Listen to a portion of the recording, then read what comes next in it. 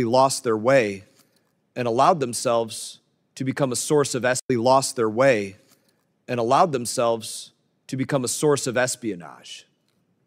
However, it's clear that USAGM cannot continue to operate as it has in recent times. Drastic measures have to be taken to ensure that every taxpayer dollar works for where those dollars come from, the American people, not Xi Jinping, not Vladimir Putin, not the Ayatollah. I want to thank our witness, Kari Lake, for appearing in front of this committee today. I'm looking forward to hearing your testimony. I'm looking forward to a productive and probably a rowdy discussion about the Trump administration's vision for the future of U.S. broadcasting. And in that, I'm going to recognize my colleague, Ranking Member Meeks, for any opening statement that you may have. Thank you, Mr. Chairman. And Ms. Lake, I thank you for joining us today. First, I'd like to address President Trump's recent strike on Iran's nuclear facilities, an action taken without consulting the committee or securing congressional authorization. And it's troubling that Secretary Rubio is not sitting here today and that Republican members are avoiding oversight on such grave matters of war and peace that fall squarely on this committee's jurisdiction. Instead, as this hearing's title shows, we're returning to House Republicans' fixation on far-fetched conspiracies, this time to tear down the U.S. Agency for Global Media and the important work it supports.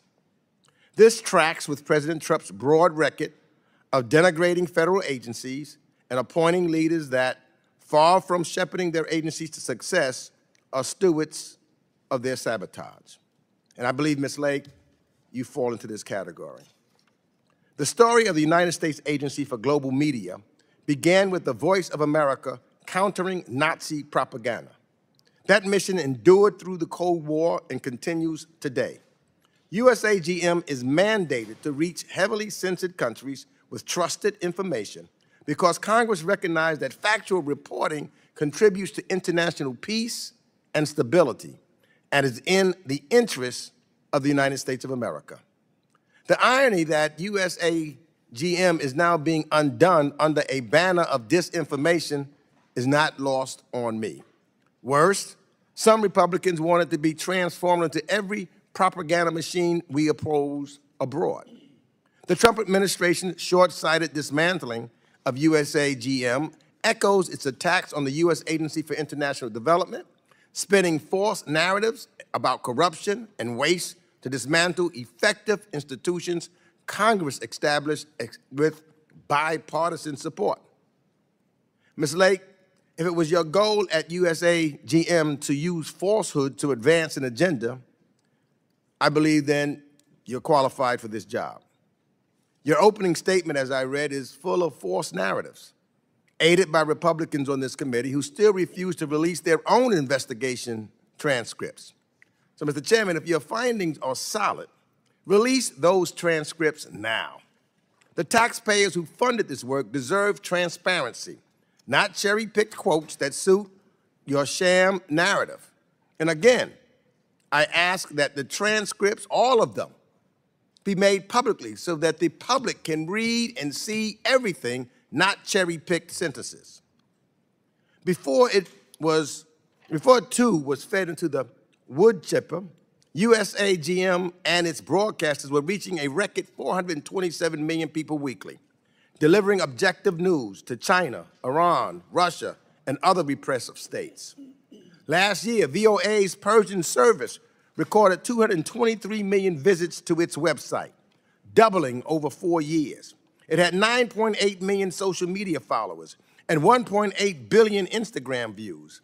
Then, Ms. Lake, you put VOA Persian on leave in March, scrambled to restore it in June when war erupted, and inexplicably, a week later, announced mass firings.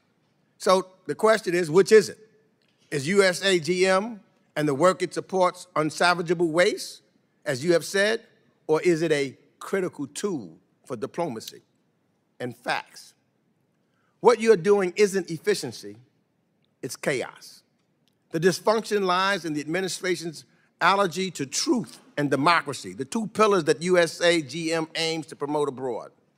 So I'm not surprised by the choice to gut USAGM, since the first Trump administration targeted the enterprise, violating laws and journalistic integrity to shape it into a state media, like Russia's or North Korea's. Today, those regimes are actually cheering as we surrender another potent set of soft power tools and abandon the airwaves. The Trump administration, again, chose extremism over facts, tearing down rather than building up our information advantage. Will Congress defend USAGM and free media, or rubber stamp this capitulation to China, Russia, and Iran? Our adversaries are already filling the void.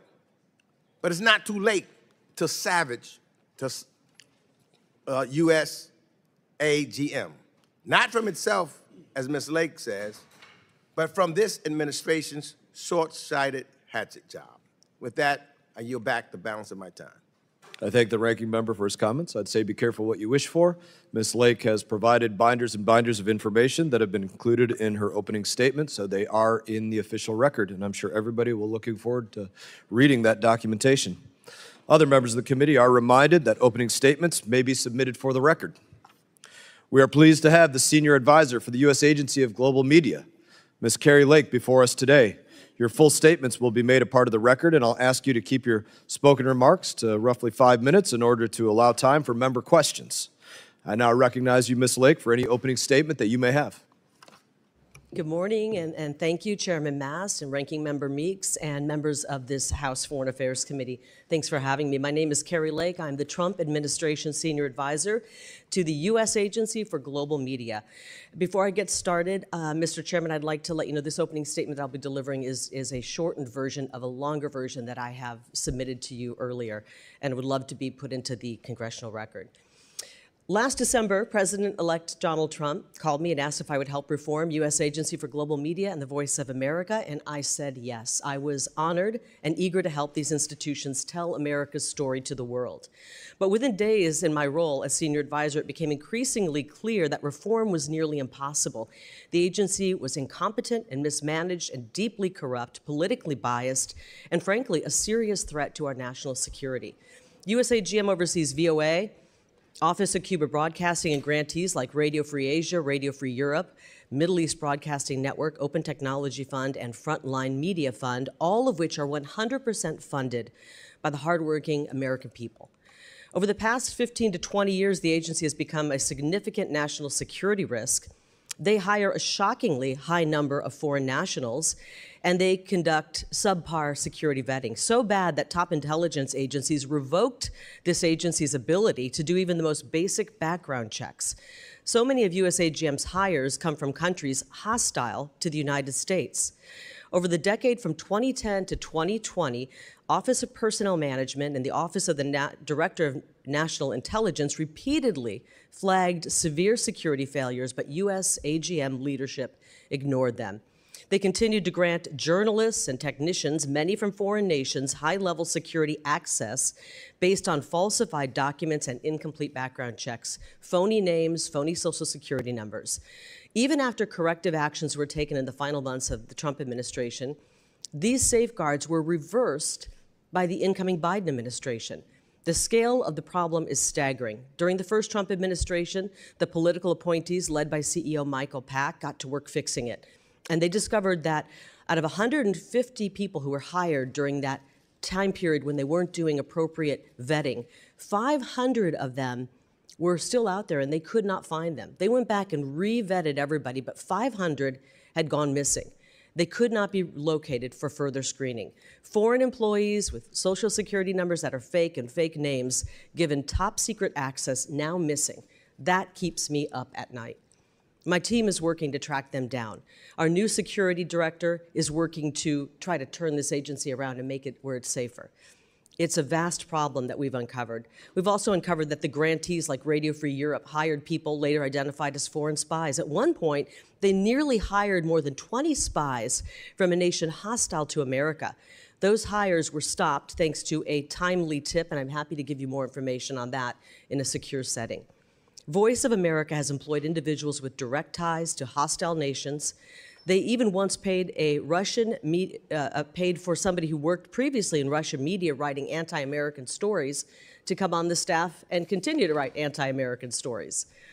At one point, a serious security threat to America, an office of Cuba Broadcasting Cuba, was declared to be a national security threat. He was fired, thankfully, but he worked there for quite some time. So how do they get so many foreign nationals in? Well, they abuse the J-1 visa program, which is a pathway to citizenship intended for exchange students and cultural exchanges, students, camp counselors, and au pairs. It's not intended for journalists, and it's created severe vulnerabilities, and frankly, it has displaced many, many American workers who could have filled these jobs. VOA also sidestepped their charter to be reliable, authoritative news, instead being riddled with political bias and outright anti-American sentiment. Examples, you mentioned it, Chairman, refusing to call Hamas terrorists, glamorizing Che Guevara, airing campaign-style videos favoring President Biden, even broadcasting a graphic depicting President Trump with a swastika over his face on their news. I wouldn't want that, by the way, even if it was President Biden. That's totally inappropriate.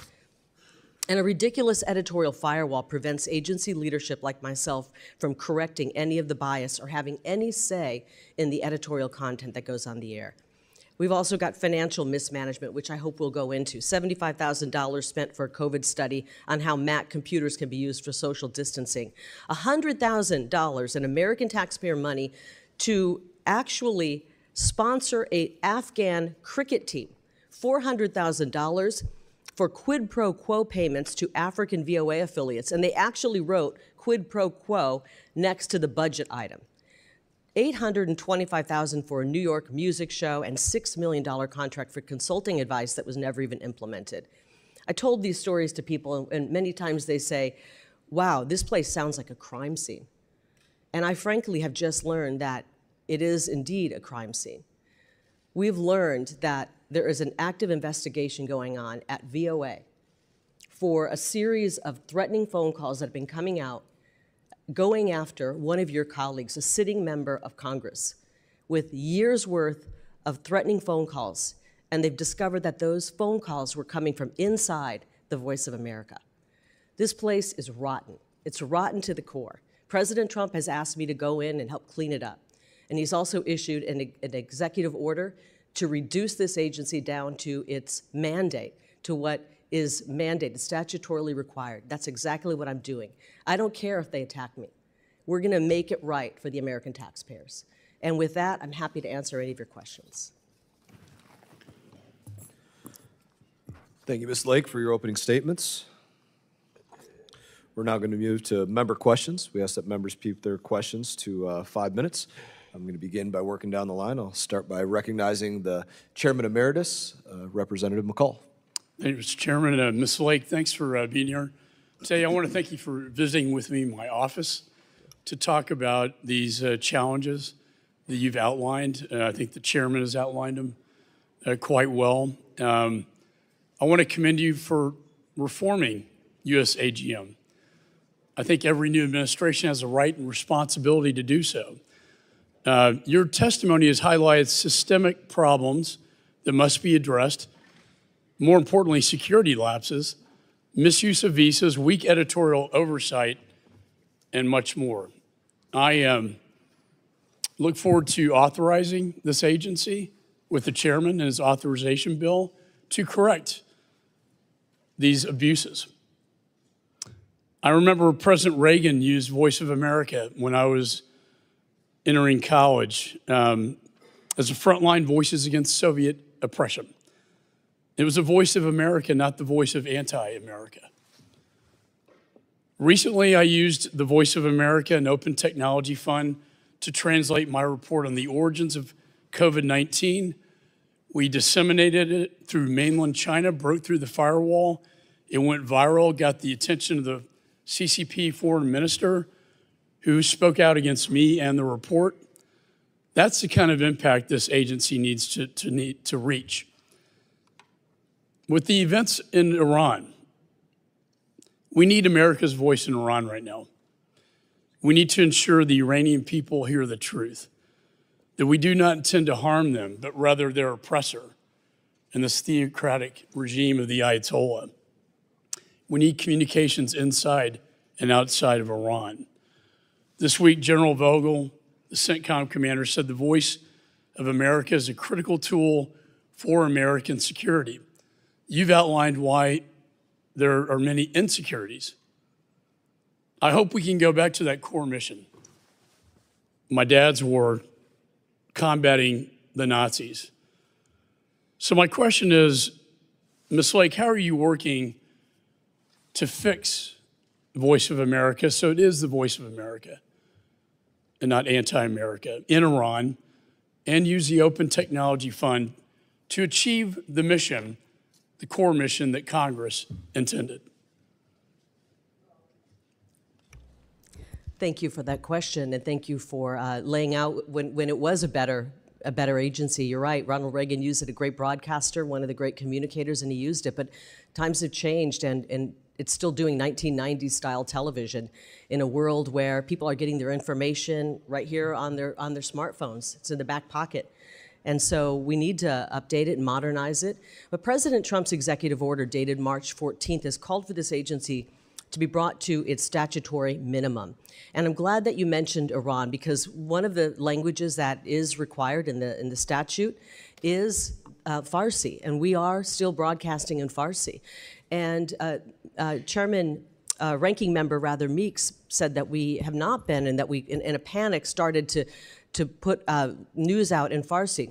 That is actually not true. We were in the process of effectuating President Trump's executive order, and in the process of doing that, several malicious lawsuits were started up, and the judge froze us from being able to get news on. We literally were frozen in place because of all of these lawsuits. Once we were freed to start putting news on, we immediately went to what the statutory minimum is, and one of the languages is Farsi going into Iran. And I'm very proud to say that when President Trump, when the bombings happened over the weekend on Saturday, and when President Trump started to speak, we had a crew in on Saturday delivering President Trump's message to the people of Iran in Farsi. It was translated and it went out. Sometimes a lean and mean and a smaller staff makes it easier to get things done. And in one of the emails that I got from our Persian team, they actually said that. They were able to move quicker because it was smaller, the bloat had been diminished. And I'm really proud of the fact that we got that on. We're going to continue to operate at the statutory minimum. We are putting out content in Pashto, Dari, Mandarin, Farsi, and Spanish through Office of Cuba Broadcasting. I thank you for that response. I think it's very important right now that the Iranian people hear the American story and the American message, and I commend you for your efforts to reform, and I encourage you to get that message into Iran right now. Communication inside and out is so important for those people if they're going to rise up against this oppressive theocracy that we've endured since 1979. I yield back. Recognize Ranking Member Meeks. Thank you, Mr. Chairman. Let me first enter into the record a letter that you and I received, Mr. Chairman, from 4 bipartisan members of the International Broadcasting Advisory Board, which Congress established and confirmed in 2023. Thank you. Now, Ms. Lake, you may recall the White House fired the board members earlier. Let me just first say this, because I do agree with Mr. McCall on the need of making sure that the voice of America in those places where our adversaries have false information going through. But you cannot do that simply by reducing and ending all individuals that are work within that agency. So now, these board members, for example, that were fired, despite their political and policy differences, those members wrote, and I quote, defunding, as you have done, these networks, because you can't do anything without money, but defunding these networks at this critical moment will undermine the United States' efforts to counter the biased narratives from America's authoritarian competitors. It's crucial Some have said that it seems as though that our adversaries under this administration has been considered or treated like they're our allies, and our allies have been treated as if they're our adversaries. Now, I agree with the experts that put this letter in. There are grave risks right now for the United States national security posed by dismantling USAGM and the broadcasters it supports. Now, one of the things I want to do, maybe we can do this and it's trying to save some time. I serve on the Financial Services Committee also, where we often engage with companies about the risk analysis that they perform before making major business decisions to outpace their competitors. And I know I hear my Republican colleagues often say that government should be run like a business. So I just want to try to just get a few yes or no questions in the time that we have, just so that I know we can either get some of the information that the chairman said you are bringing or have brought with you. So my question to you is, did you conduct or review a written analysis before placing most of the USAGM's and VOA's employees on administrative leave on March 15th, before cutting off payments to USAGM grantees in March, or before announcing a reduction in force at the VOA last Friday? Yes or no?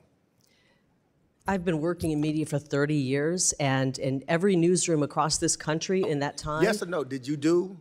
These are complex questions. They're not yes or no questions. It's either you did a review or you didn't. We are right-sizing an agency that has grown and grown and grown. Did you do a review?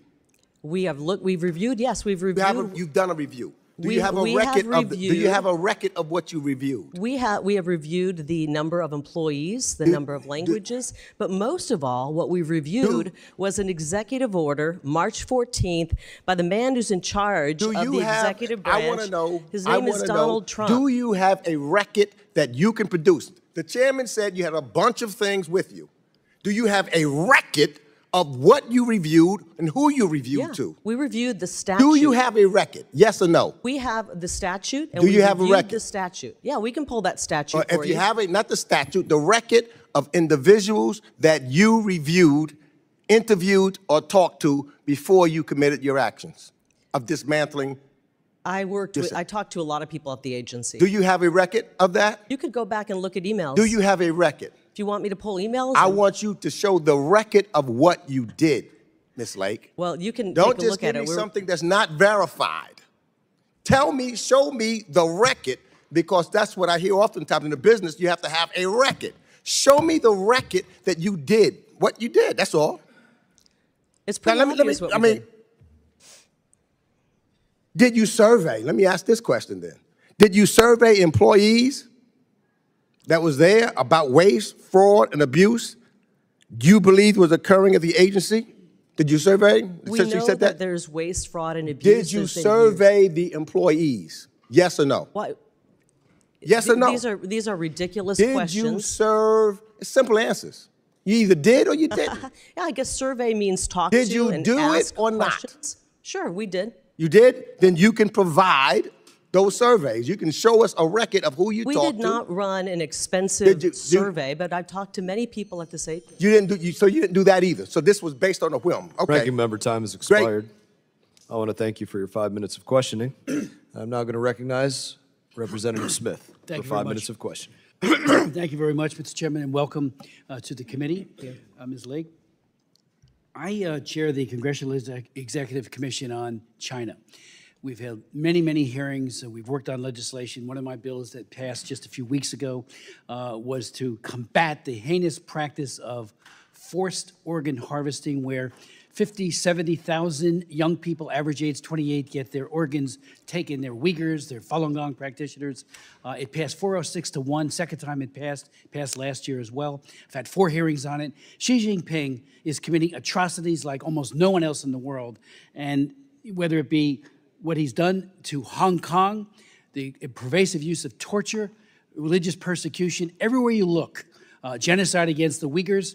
And then in your testimony, and I would ask you if you could maybe elaborate on this. You point out that the past leadership of VOA Mandarin Language Services conducted annual meetings with the Chinese embassy in Washington. Well, I go to the Chinese embassy myself, outside picketing. We try to meet. I've invited Chinese leaders here from the embassy and from the government many times to testify. Every time they turn us down. But if you could elaborate on those meetings, whatever you could tell us.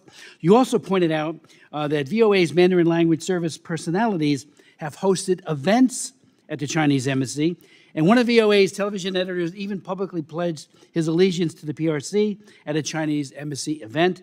And finally, you said VOA allowed the communist Vietnamese and Chinese embassies in D.C.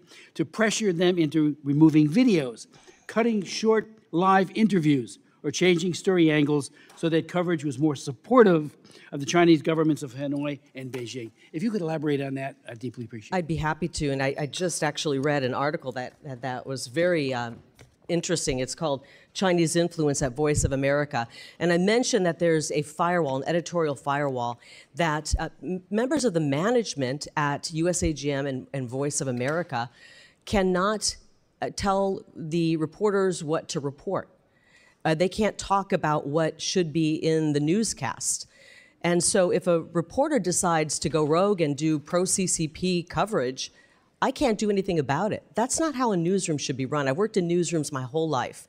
There's always some editorial control that management has so that you're making sure that what goes out of the airway is accurate. And frankly, in an agency such as this, it should be telling America's story. That's our charter, telling America's story, being authoritative, not telling China's story. But I want to talk to you a little bit about what you just mentioned. If I may read this, because it was really shocking when I read this.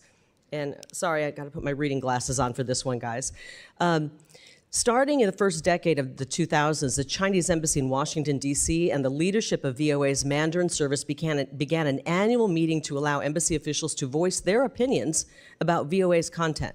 So management at USAGM has no say in what content it goes on, but the folks over at the CCP and the Chinese embassy do have say about what goes on our air. CCP embassy officials have also reached out to VOA hosts to convince them to be more supportive of the regime. VOA personalities have hosted events at the embassy. VOA TV editor, one of them, publicly pledged his allegiance to China at a Chinese embassy event. This is absurd. This is insane, and the American taxpayers are footing the bill for this. You know, they also ran a 2-minute CCP propaganda. They produced it at VOA. And the management agreed that it was CCP propaganda. Frankly, 2 seconds of CCP propaganda is too much. The American people are footing the bill. And so things have to change there. We need to make sure that firewall is gone. We should be able to have control over what kind of content goes out. It should be in alignment with our foreign policy. And unfortunately, the only people that seem to have any influence are our adversaries on what is going out on VOA's airwaves. It's outrageous, and it has to stop. And thankfully, President Trump issued that executive order to bring this agency down to its statutory minimum, and he has called for this agency to be eliminated starting in the fiscal year 2026. Well, thank you for your testimony. Thank you for highlighting that important complicity with the brutality of the Chinese Communist Party. You know, I'm barred from going to China. I used to lead human rights missions there frequently. The Global Times put me on their so-called hit list. And I can tell you, you know, I can't go to China, and yet we had people collaborating with their top leadership here in D.C. and elsewhere. And that is outrageous. We need to reform this, and I agree. You can judge a man by his enemies, and you've got good enemies. Thank you very much. Yield back. Representative yields back. Representative Keating is now recognized. Thank you, Mr. Chairman. Thank you for being here. I think if we look at Exhibit A in terms of the value of global media, we look no further than Iran. The Trump administration took great attention towards the bombing that occurred. But to really be successful, what's going to be necessary is not just strong diplomacy, but changing the views of the people that live there. And Secretary Rubio in his Senate confirmation stressed that there's probably no greater discrepancy between the actions of one government and their people than Iran. And even before this action. Before the war, 6.6 million Iranians, 10% of the adult population, got their news from FARDA, Radio Free Network that's there. And it's produced in an agency that you sought to terminate the contracts of at a time when it's needed more than ever. Cutting transmission feeds from the Middle East Broadcasting Network. It's resulted in 90%, those actions of yours, 90% of the staff being cut. Some of the people on Radio Free Europe, Radio Liberty are furloughed. Programming's been reduced at a time when we need it the most. I'm concerned also, not just with the cuts, but I'm concerned for the journalists that report this news. They're in great jeopardy.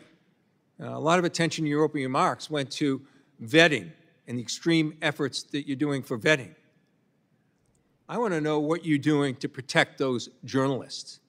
One just recently released the other day, after 4 years of detainment by the Russians, talked about the way he was tortured and physically abused and psychologically abused. These are journalists that are there. These are people trying to bring the word of democracy to people that have not. What are you doing to support these journalists? What attention? I didn't notice it in your opening remarks. That should be first and foremost. What are you doing to protect these people? I agree. I think the safety and security of journalists is very important. I was a journalist in my past profession, and so it's critically important, and I don't think that they've done enough to protect them. I'm thankful that recently, in the last few days, one journalist who was being held was released thanks to President Trump. And, you know, I think you need to ask RFE, Radio Free Europe, what they're doing to protect their employees. I just got to the agency 3 months ago, and what the question is, I would like to know, why are we hiring, Madam, if I may, reclaiming my why time. Are we I'm hiring reclaiming more my time. Americans? I'm reclaiming my time, Mr. Chairman. You know, it's sort of like blaming the group that's advocating for these people. What are they doing? I'll tell you what they're doing. They've simply asked for a meeting with you. It's hard to meet with somebody when they're suing you. I have a letter that I'd like to ask unanimous consent be put in the record from the President of Radio Free Europe, Radio Liberty, the President of Radio Free Asia, the President of Middle East Broadcasting Networks, dated April 30th, simply asking for some kind of communications or meeting with you regarding these issues of detainment. I'd also like to put into the record an article that says audience in Iran and the Middle East surge as funding for Fatah and Allura amid East Israel is in jeopardy. If you look at what's happening, and you look what happened since the bombing occurred and since the war occurred, you just see dramatic increases in the listenership, just proving how vital this is to people that aren't getting other messages. Radio Fatah traffic surged 344%. The Instagram account, 62.5 million increases, a rise of 77%. These are things that are necessary, and you are cutting the agreements. Thank goodness the courts are saying no to you. But why would you ever want to do this here? Why would you not? Why do you better say, I want to know what Radio Free Europe, Radio Liberty is doing to protect the journalists, when the U.S. and you have a role in doing it, and you won't even take a meeting from the people that want to meet and discuss the dangers to these journalists. I hope that you will take that meeting, and we get a confirmation for you by the end of this hearing, that you will meet them soon and discuss these issues. People's lives are in danger trying to tell the truth. I yield back. If they would drop their malicious lawsuit, I'd be happy to meet with them, but it would be really stupid to meet with someone who's suing you. And, you know, this is a gentleman who makes about $310,000, $320,000 off the backs of hardworking Americans and is suing our agency. We've given him all... An official who's making money off the backs of Americans when we have a commander-in-chief making the money he's making. So I don't... President Donald Trump donates his salary back. Gentleman yields back. Thank you. The gentleman's time has expired. This is submitted for the record. I was glancing through it, and just FYI, I'm going to keep reading it, but I don't actually see a request for a meeting with Ms. Lake in the letter, as was referenced. I see bring to her attention, but no request for a meeting in this letter. But I'll let you know if that changes as I read through it. Representative Perry is now recognized. Thanks, Mr. Chairman. Ms. Lake, would you care to answer the question further, the last question further? Do you want to expound on any of that? Well, I think it is difficult to meet with people when they're suing you. It just isn't advised. And if any attorney would tell you, you can't sit down and meet with somebody who's launched malicious lawsuits against the agency, naming me in those lawsuits. So it'd be ill-advised to do that, obviously. You know, we do not have a current grant agreement with RFE, Radio Free Europe, which was started, you know, many, many years ago as a CIA operation. And we don't have a current grant agreement with them. We've been asking to work with them, negotiating a grant agreement, and they refuse. We offered a grant to them, and they refused to even mark it up and redline it and send it back to us. So we don't have an approved financial plan. They won't tell us where they're spending their money. We've got an audit going on right now, and they've stonewalled and prevented us from getting any access to their financial books. Again, we pay them, and they do not tell us where the money is going. I think that's a problem. I think the American people deserve to know where their money is going. And so we're working to make sure we get that.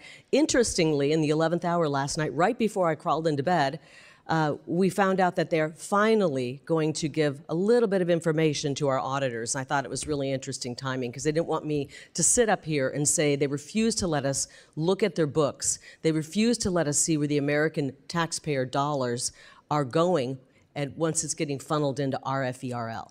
And if they really, you know, we've paid them every month, by the way. So if they're not protecting their journalists, it's on them. If they're not putting out broadcasting, it's on them. We have paid them every month because the judge has ordered us to, and so it's on them if they're not putting out broadcasting. Ms. Lake, this is clearly an agency that is run amok. I wouldn't characterize it as treason, but it sounds like it's certainly seditious. Are you familiar with the McGuire-Woods report? I'm very familiar, and it's in one of these binders, and it was an incredible report looking at some of the mismanagement, misuse of funds, and other outrageous things that were happening at this agency. To that end, I just want to inform you that I struggled mightily, probably for about 6 months in this committee and in Congress, to have that entered into the congressional record so that the American people could see the misuses of their money and the seditious activity by an agency they were paying for. And I think as part of that, 40% of the workforce at that time was improperly vetted, and USAGM lost their ability to conduct security clearances, but continued to conduct them for 10 years after which they had lost their ability to conduct security clearances, and that the use of J-1 visas to hire foreign journalists and technical staff without systematic review resulted in propaganda that was favorable to adversaries and enemies as opposed to the United States of America with American tax dollars, paid for with American tax dollars. Now, somebody might say, well, that was a mistake, and yeah, that was a misstep, but it seems to me this was an orchestrated plan by someone at USAGM. And so my question begins with, have we determined from the McGuire-Woods report or any of your investigation at this point who, by name, authorized this activity over that long period of time, and these people antithetical to the United States of America, who did that, and what accountability has been put in place? What prosecutions have happened as a result of that? What accountability has taken place, if any? Sadly, there hasn't been any accountability. That McGuire-Woods report was done in the waning days of President Trump's first term. Michael Pack was the CEO, and he helped make that possible. He saw, the first day on the job, he got dropped on his desk this issue with 1,500 employees had not been properly screened. And he said, this is a real big problem. ODNI was saying, you got a serious problem over there. You guys are freelancing on your security screenings, and you're allowing dangerous people into our country. And so they got busy investigating how this was happening. They put people on administrative leave, and before they could do anything and fire people, people had left that were being investigated. When the Trump administration ended and Biden went into office and replaced the leadership at this agency, they rehired all of those people back. So let me, and gave I them don't mean to settlements cut of you off, Ms. Lake, but I've $650,000. got a limited amount of time. Of course, this is completely outrageous, but why should anybody in this country, anybody in this committee, anybody in Congress believe that this agency, this operation should continue to exist and won't return to its former operations and activities beyond the Trump administration and beyond your tenure? Why should anyone believe that? They shouldn't believe it, and I think this is why President Trump wants to eliminate the agency. The agency itself is not needed. It's proven that it does not know how to manage and does not know how to be respectful of this country and the American taxpayers' dollars. And so I think President Trump is absolutely right in eliminating this agency. We can roll in things that are valuable, that are worthwhile, bring it under the Department of State, where it once was, by the way. Voice of America, back when it was effective, back when many of you talk about the glory days of Voice of America, it was under the Department of State, where there were guardrails on what the story of America was being told. It wasn't anti-American, it was in line with our foreign policy, and I think that's where it probably should end up. Thank you, Mr. Chairman. I yield. Gentleman yields, and your time expired. Chair now recognizes Representative Barra. Thank you, Mr. Chairman. I'd like to enter into the record a letter dated yesterday from the president of the News Guild, just asking this committee to take a look and make sure the funds that are supposed to be restored actually get restored to the grantees. Thank you. You know, here's what bothers me about this. Reforms are fine and so forth, but you know, I agree with my good friend from Texas, the Chairman Emeritus, Mr. McCall, about the importance of having tools like the Open Technology Fund that can translate, use the internet, use Instagram, et cetera, to get out there and get our message to places like China, et cetera. I agree with Chairman Smith. I mean, we've got to speak to the Chinese people about what's happening to the Uyghur population. We've got to have those tools. So eliminating those tools wholesale make us weaker as a country. That is a problem. And in fact, our Secretary of State penned an op-ed in the Wall Street Journal back in 2018 talking about how important what Radio Free Asia does is in exposing China's campaign against its Muslim minorities, the Uyghurs. Mr. Chairman, I'd like to enter that op-ed into the record, if I might. So here's the challenge. The ranking member raised, I think, what is a very important issue. You know, we can debate, you know, whether this, say, an independent agency come back into the State Department or not, but the wholesale way of dismantling this agency, I think the chairman asked a legitimate question. What was the strategy? What was there a methodical approach to looking at the agency? What was effective? What was not effective? What should we be doing? What should we not be doing? Ms. Lake, can you provide kind of that methodical approach in terms of how the administration, how you looked at, you know, what essentially is a dismantling of this agency?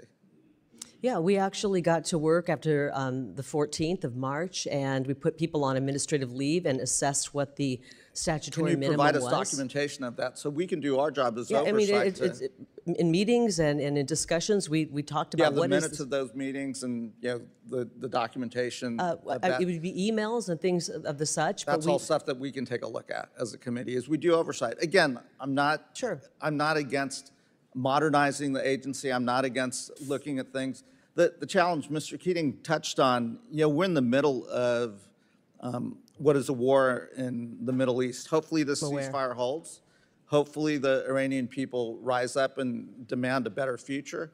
You know, I've reserved judgment on the president's actions. I do want the administration to come brief us on what they're thinking, how this is unfolding. But absolutely, right now, we need all of our tools to communicate to the Iranian people. We need to do that through the radio, through the internet, through Instagram. I'm not a big TikTok fan. Yeah, I supported the TikTok ban. But if folks are getting information on TikTok, we've got to be using that as well. I am very concerned that the personnel have been laid off, that, you know, we're working with a shoestring staff that is making us weaker and less effective at a moment of vulnerability for the Iranian regime, where this could be a time where the Iranian people choose to take a different path forward.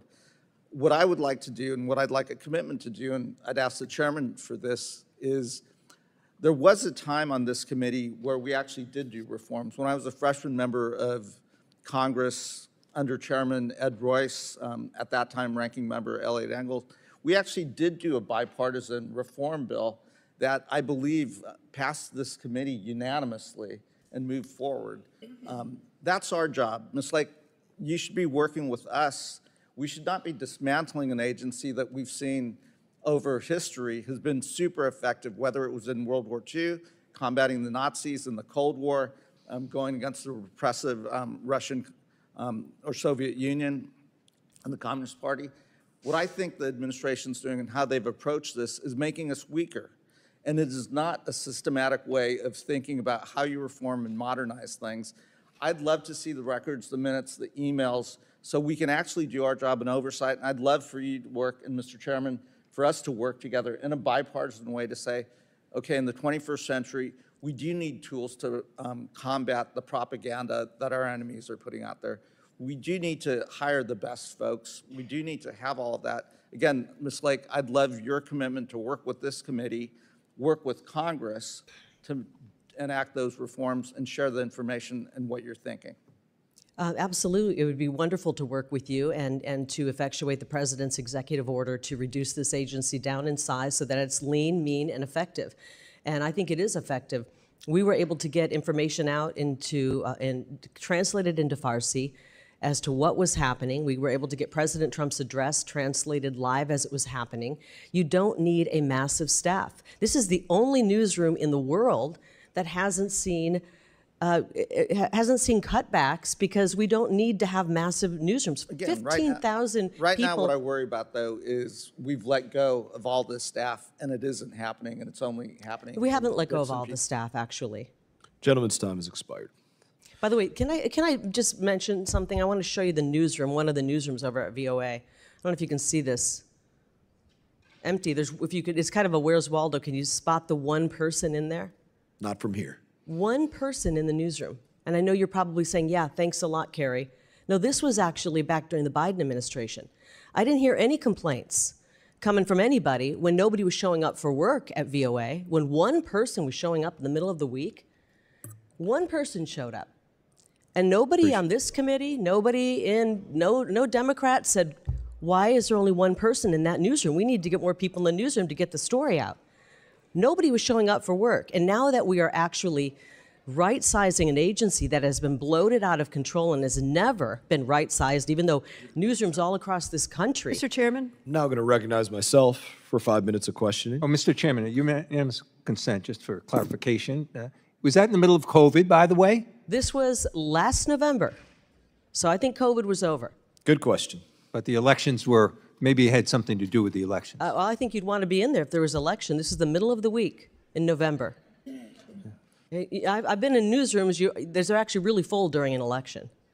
But I know this newsroom was ready to attack President Trump. They were doing ads for Joe Biden. They were literally running Joe Biden ads. Mr. Chairman? And attacking President Trump. Whose time is this?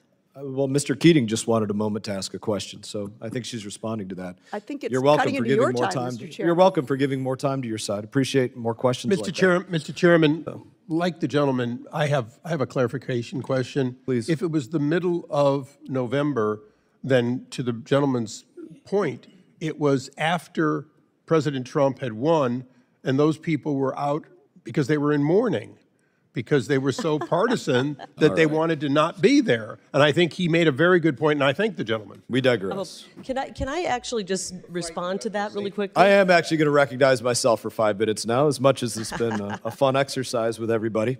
I would make the point that, radio free is not free. And I was just thinking about this in my office the other day, and I was like, what's the most common media in America on the radio? I think it's iHeartRadio, iHeartMedia. The entire budget for iHeartMedia across the breadth of the United States of America and the globe is $90 million. Wow. That's the entire breadth. For Radio Free Europe, $150 million, significantly more than all of iHeartMedia. For Radio Free Asia, $70 million. For Middle East broadcasting, $103 million. You think of all of those individually, and you compare that to iHeartMedia across America, and you look at the reach of that. I just think it's an interesting note as we point out the need to downsize the size and scope of what's going on in USAGM. I did want to do my questions right now because I wanted to touch a little bit on what Representative Perry had spoken about with that IG report, but I am very surprised that nobody touched off on this on either side of the aisle. It was just said by you in your opening remarks that there's a member of Congress targeted by somebody inside of USAGM. Does that mean you were tracking their IP address and they were emailing people or they were phone calling? How do you track that? What do you mean? Well, you'd have to ask the Capitol Police. They're the ones, I believe, doing the investigation, and it's an active investigation. But from my understanding, somebody was calling a beloved member of Congress who's actively in Congress right now. And Republican or Democrat? I'm going to let you guess. With the bias you've seen at this agency, just take a wild guess. Can you say the name of the individual that conducted this? I think I would prefer to withhold that, and maybe we can talk away from this because I don't want to sabotage the investigation. Will you keep us updated on it as the investigation goes on? I will as I learn more. From what I've learned is that over the course of 2 years, I believe starting in roughly October of 2023, right up until January of 25, threatening phone calls were being made to a sitting member of Congress.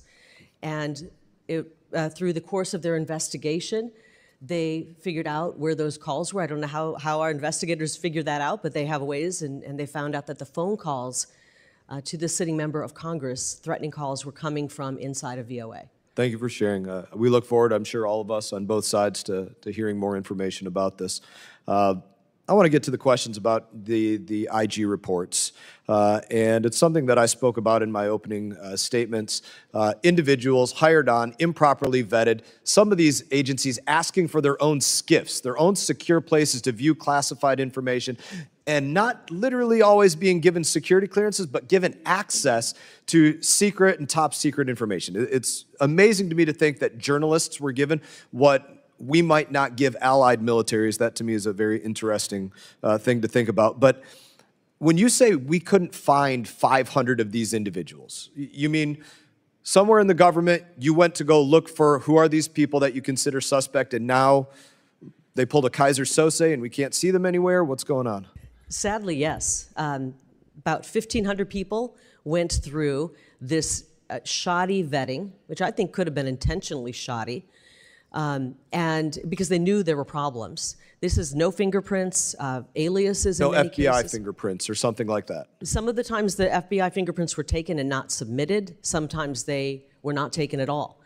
And then they were given PIV cards, which is the access card you need to get into federal buildings and offices. It's actually a very secure way of keeping our offices and our departments and somebody's hired by America, they have a direct deposit. They have, like you said, an ID card to get into a building. If they're global media, they might have a passport to travel on behalf of the United States of America. The fact that you're saying these individuals cannot be found is a staggering statement. Not only can they not be found, and we've asked for help with other agencies to try to track them down.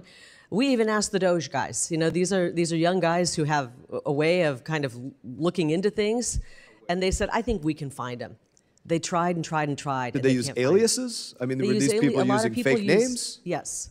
Okay. When they come in. Did they have social security numbers, or were they foreigners? They're foreigners with no social visas? security numbers, so they're given just a notional number was put in on these forms. They had forms that were not filled out. I mean, this is a massive security failure in a level that should keep you up at night. I want to ask you one more question. And they could be working, by the way, at other agencies. I agencies. want to get to one more question before my time expired. Like you said, you were a big part of media in your prior roles. Did you ever have a TS or SCI clearance, or did you ever get to go into a SCIF as a member of the media? No. Thank you. I now recognize Representative Scherflis McCormick. Thank you so much, Mr. Chairman, and thank you, Ms. Lake, for being here. I do have major concerns about the role that VOA plays, especially since as recently as a few months ago, there were over 427 million people who were actually being exposed to VOA, and VOA is usually one of the best places that we can provide fact-based and objective information to audiences, especially in China and Iran.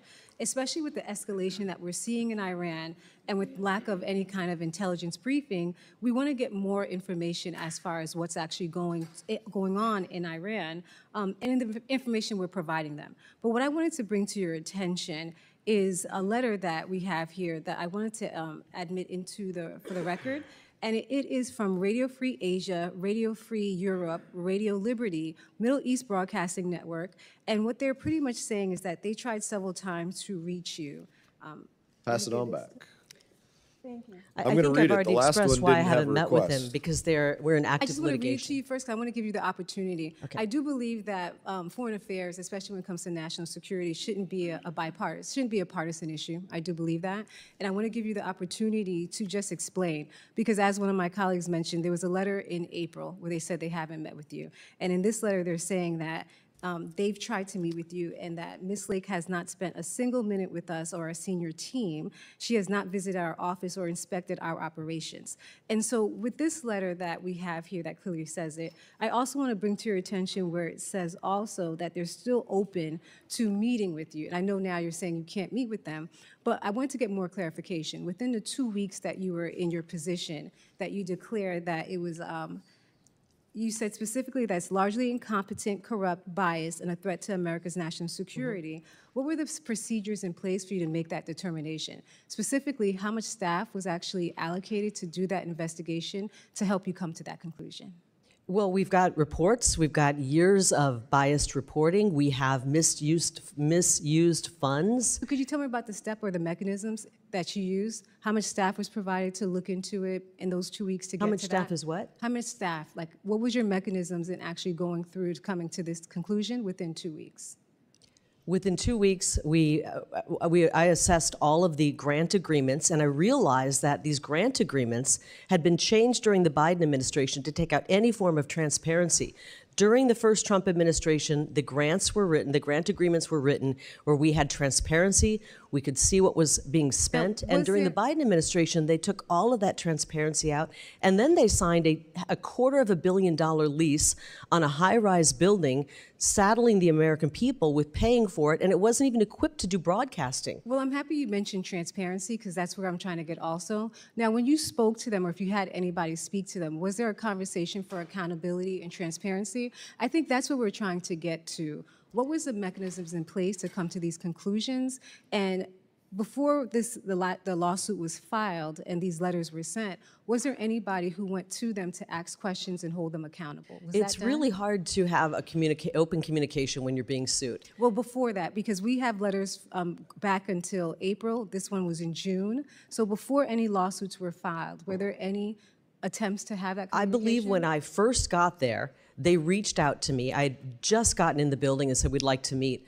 And before I even had the chance to clear my schedule and meet with them, they launched into malicious lawsuits. So no, we haven't met with them. If you can submit any communications that your office has had, I would greatly appreciate that. And my second question is, I do believe in lean, mean machines that work well. What are your matrices that you have in place to determine that the leanness is actually being beneficial and that this leanness is not creating a vacuum in which now we're not able to exercise our strongest power, which is our soft power and our diplomacy?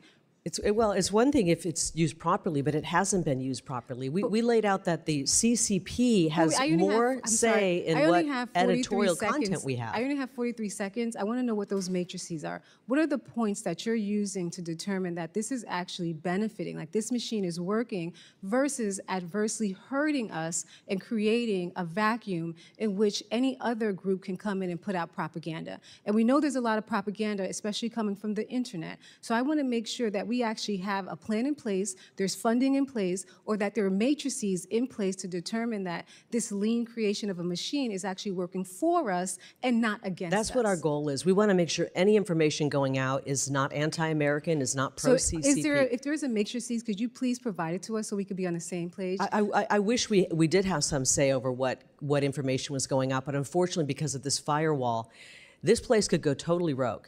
This place could go and put 100% pro-CCP information. They could side with the regime in Iran, and we couldn't do a thing about it. They could run an attack piece I on understand. you. Thank you so much, and I just want And to you take couldn't do anything about it. The gentlelady's time has I just want to expired. take, if you can allocate me just 1 second so I can say this, because I think it's very The important. gentlelady had 5 minutes. Be brief. I thank you for being here, and this is really the objective of us working together and coming together and negotiating how can we move forward. Right now, we're at a critical juncture where we see more and more hostilities, especially in these areas.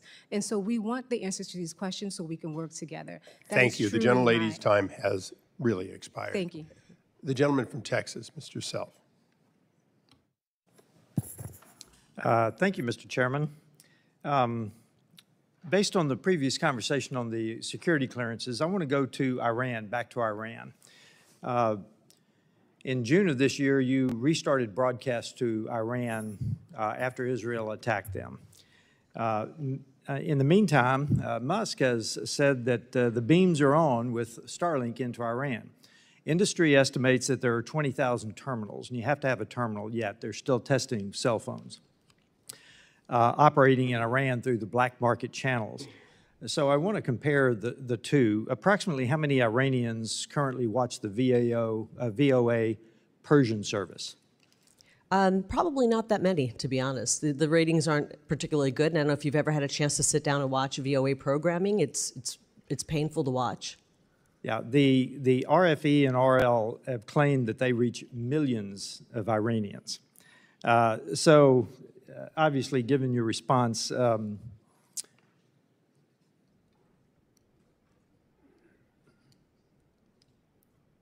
how are we going to support broadcast into Iran, then, is the bottom line? I'll jump over some of this because I think it's not going to be answerable. What format do you see going into the most constrained countries? How are we going to do that? Because technology is changing fast. Absolutely. So, you know, we can call it radio, free, whatever, but how do you plan to get pro-American, the American story into the most denied countries? And we'll start with Iran. You know, I think Starlink is a great option. And a lot of people have mentioned OTF and that's the way to go. But to be honest, they're behind the times. You know, they're looking at VPNs. And when a dictator turns off the internet, good luck. I mean, you've got to have a way to get information in. I think that Starlink is a great option. I would like to see Starlink moving a little bit faster into Iran so we can get the word out. We have an opportunity right now to let the people of Iran know that we don't have a problem with the people of Iran. They're incredible people. They have been mistreated for many decades. And we want to make sure that they know that America is a friend. Yeah, and I think the high tech, you need to be examining how you're going to get around the government. That's right. How are you going to actually get the beam into the country, into the denied countries? I will say though, with our programming that we put out on Saturday, I think it was the most watched we've ever put into Farsi, and it was through modes of people were actually seeing it. And they were watching, so they're very in tune to what's happening in America right now. They are, but the government will then respond and cut it off if possible. Right. So you've got to stay one step ahead of them. This is the age-old, how do you stay ahead of the enemy, the adversary? So what obstacles do you see in today's climate in getting into the big four, Russia, China, North Korea, and Iran? What obstacles do you see, and how do you plan to overcome them with this new organization that you are going to be developing? Well, we would like to continue to put information that is accurate to the folks in those. And as I mentioned, we're reaching 4 languages, actually Pashto, Dari, Mandarin, Farsi, and in Cuba as well. And it's difficult. You know, we're still using radio and Radio Marti in South Florida. Sure. That seems to be working, but we're not reaching that many people with this. And I think we have to examine if it's worth the money that's going into this to be not reaching that many people. There's other ways to reach people than, like I said, 1990s style television. And I think you can look at Twitter, you can look at social media. I mean, do you think for 1 minute that some of the Democrats have said, oh, China's rushing in and they're filling the vacuum? They're not doing 1990s television. They're laughing. As a matter of fact, they're not only laughing at what we were doing, they were controlling what we were doing by having more of a say of what our content was than we did. they're seeding narratives on TikTok, on Twitter.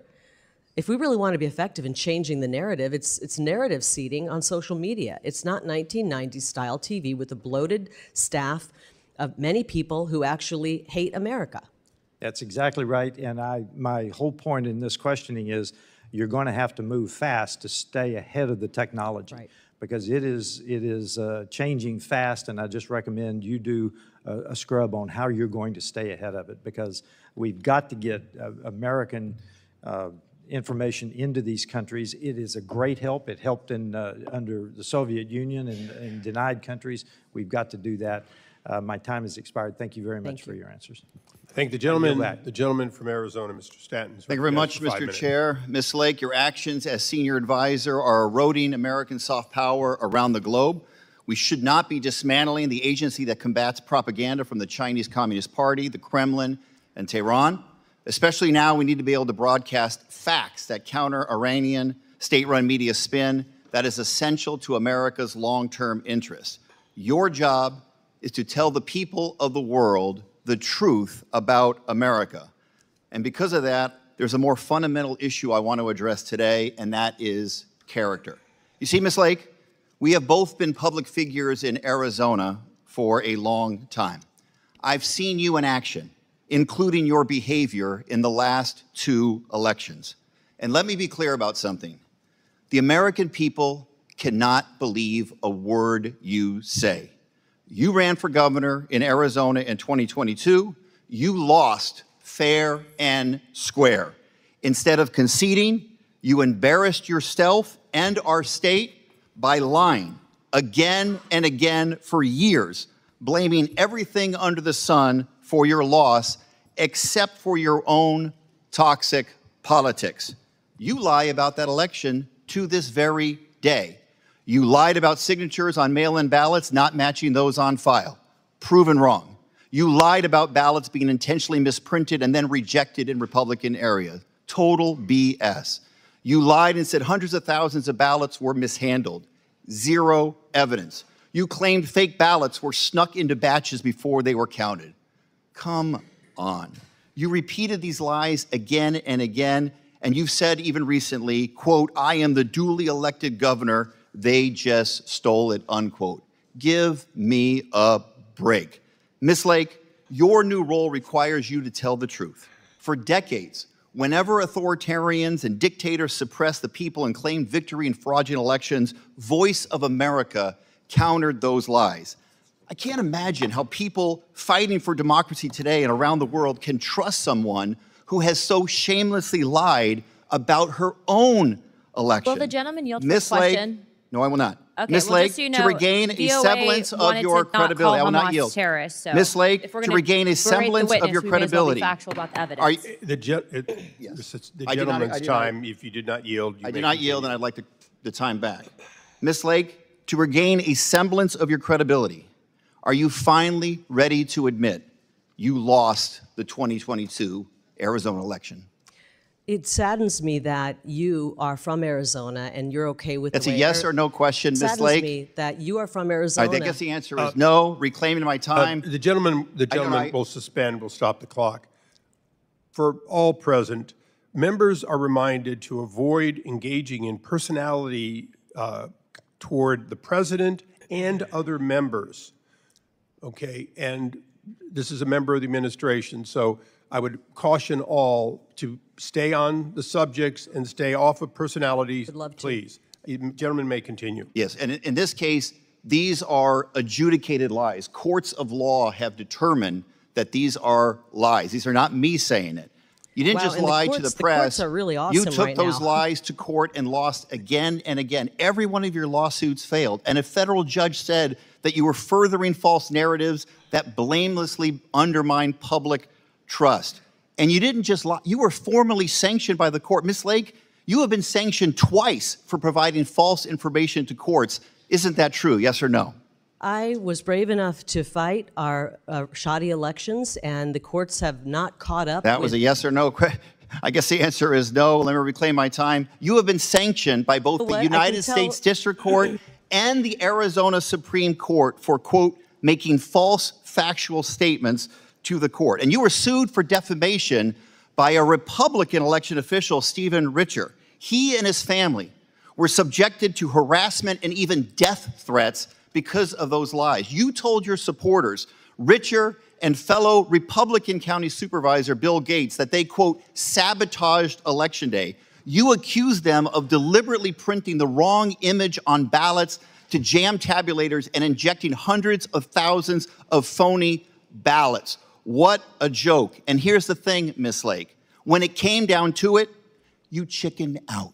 You refused to defend those lies in court. You decided to take a default judgment. You are an adjudicated liar and a two-time political Chairman, I move to loser take down in those Arizona. those I have words, one please. final question. Chairman, Reclaiming my time. I'd like I to have one take final down question. those I'm not gonna words. yield. It's the gentleman's I do not 33 yield. seconds. I have one final question You're for fine. you, Call Ms. someone a Lake. You have liar. a chance That's to not answer. how Let me you one treat final other question. people that The are being gentlelady questioned. will suspend, please. Go ahead, you may You continue. lost for governor in 2022 to Katie Hobbs.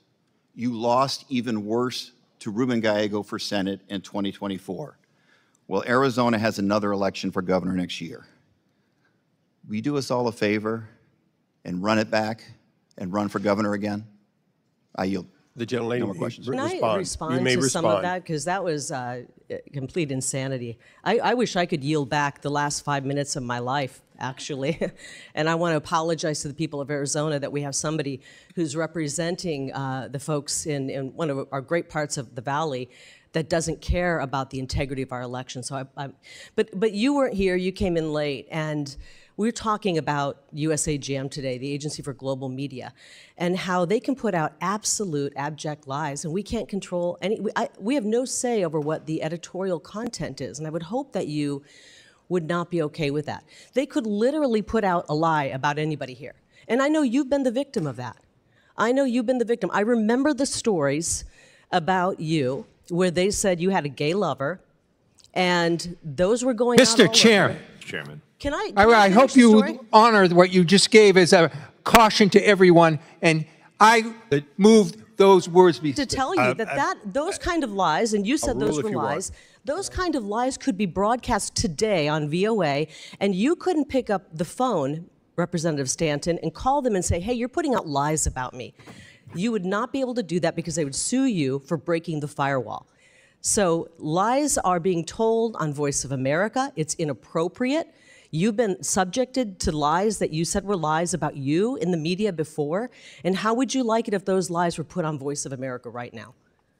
Because they could do it, and you couldn't do a thing about it. You couldn't stop it. You couldn't stop all those lies that you said were said about you if they went on Voice of America today. You'd have to sit and take it. Okay, I thank the gentlelady, and I appreciate the dialogue. Ruling on the member, she was responding, and I thought rather complimentary that in fact those were untrue, and she was defending that. So that's what he says. I'll leave it as that. I think Mr. Stanton would agree that those were untrue statements, and she said so. I will now recognize myself for 5 minutes. Mr. Yeah, Chairman. I apologize. I wasn't concerned at all what you were saying. My concern is that the leader of this agency, which is supposed to disseminate truth about the United States, is an adjudicated liar. That's not an exaggeration. That's not. Okay, the gentleman made that point quite clearly. Said that, and that's Mr. why I brought it up. Recognizing myself for Mr. 5 Chairman, minutes. unanimous consent. Twice so far, the chair, prior to you, had said there was no documentation for requests of Does the meetings. gentleman So I'd like want to submit unanimous something? consent that these be placed in the record. These are requests for meetings that have not been answered. Thank you, Mr. Chairman. Could I see the date on those? I mean, were the... Okay, we'll be able to make Okay. the record complete, and you'll be allowed to give the other half of these emails. For the record, we agree, for unanimous consent, that these emails be entered and considered factual with the recognition that they be verified by the agency. I'll now recognize myself, and I'll be brief in saying, if everyone on the dais had the accusations of their opponents, or even, quite frankly, sometimes the legal battles, all of us would have a bad day here. That is part of politics. But we're not here to discuss politics today. We're here to discuss the spending of hundreds of millions of dollars and a question of whether or not it was best spent on behalf of the American people. That's right. You said earlier that that, in fact, there were 500 people unaccounted for who received payment in money at the taxpayer's expense. Is that correct? They did while they were employed, and then they left the agency, and we can't track them down. Okay, and without speculating per se, but just factually, can you verify that those people, since there's no fingerprints, no pictures, can you verify that these people existed and those were true identities? True identities, I don't know. We can't. Can you verify that they came to work every day and performed duties? I don't have that information.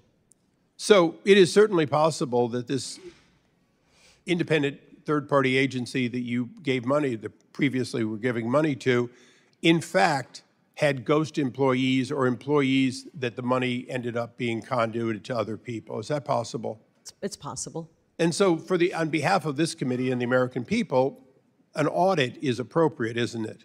I definitely believe it is, and we're in the process of doing an audit right now. Okay, and if you fail to get the cooperation in the audit, please come back to the committee, because I think you'll see that we're willing to take further steps to support that need for an audit. We have been stonewalled in the audit. The grantees, Radio Free Europe, Radio Free Asia, Middle East Broadcasting, and I mentioned OTF, have not wanted to give us any information, stonewalled, prevented it. We started this weeks ago, and as I said, just finally, last night, on the eve of this hearing, they finally said, okay, you can come in and start looking at our books. We get similar promises on our subpoenas in some of the committees here. Let me ask a differing question. This money to a third-party agency over which you have arguably little control based on the history, do you give money to Al Jazeera? No. Do you give money to Pravda, which is Russian for the word truth? No. Okay, why don't you?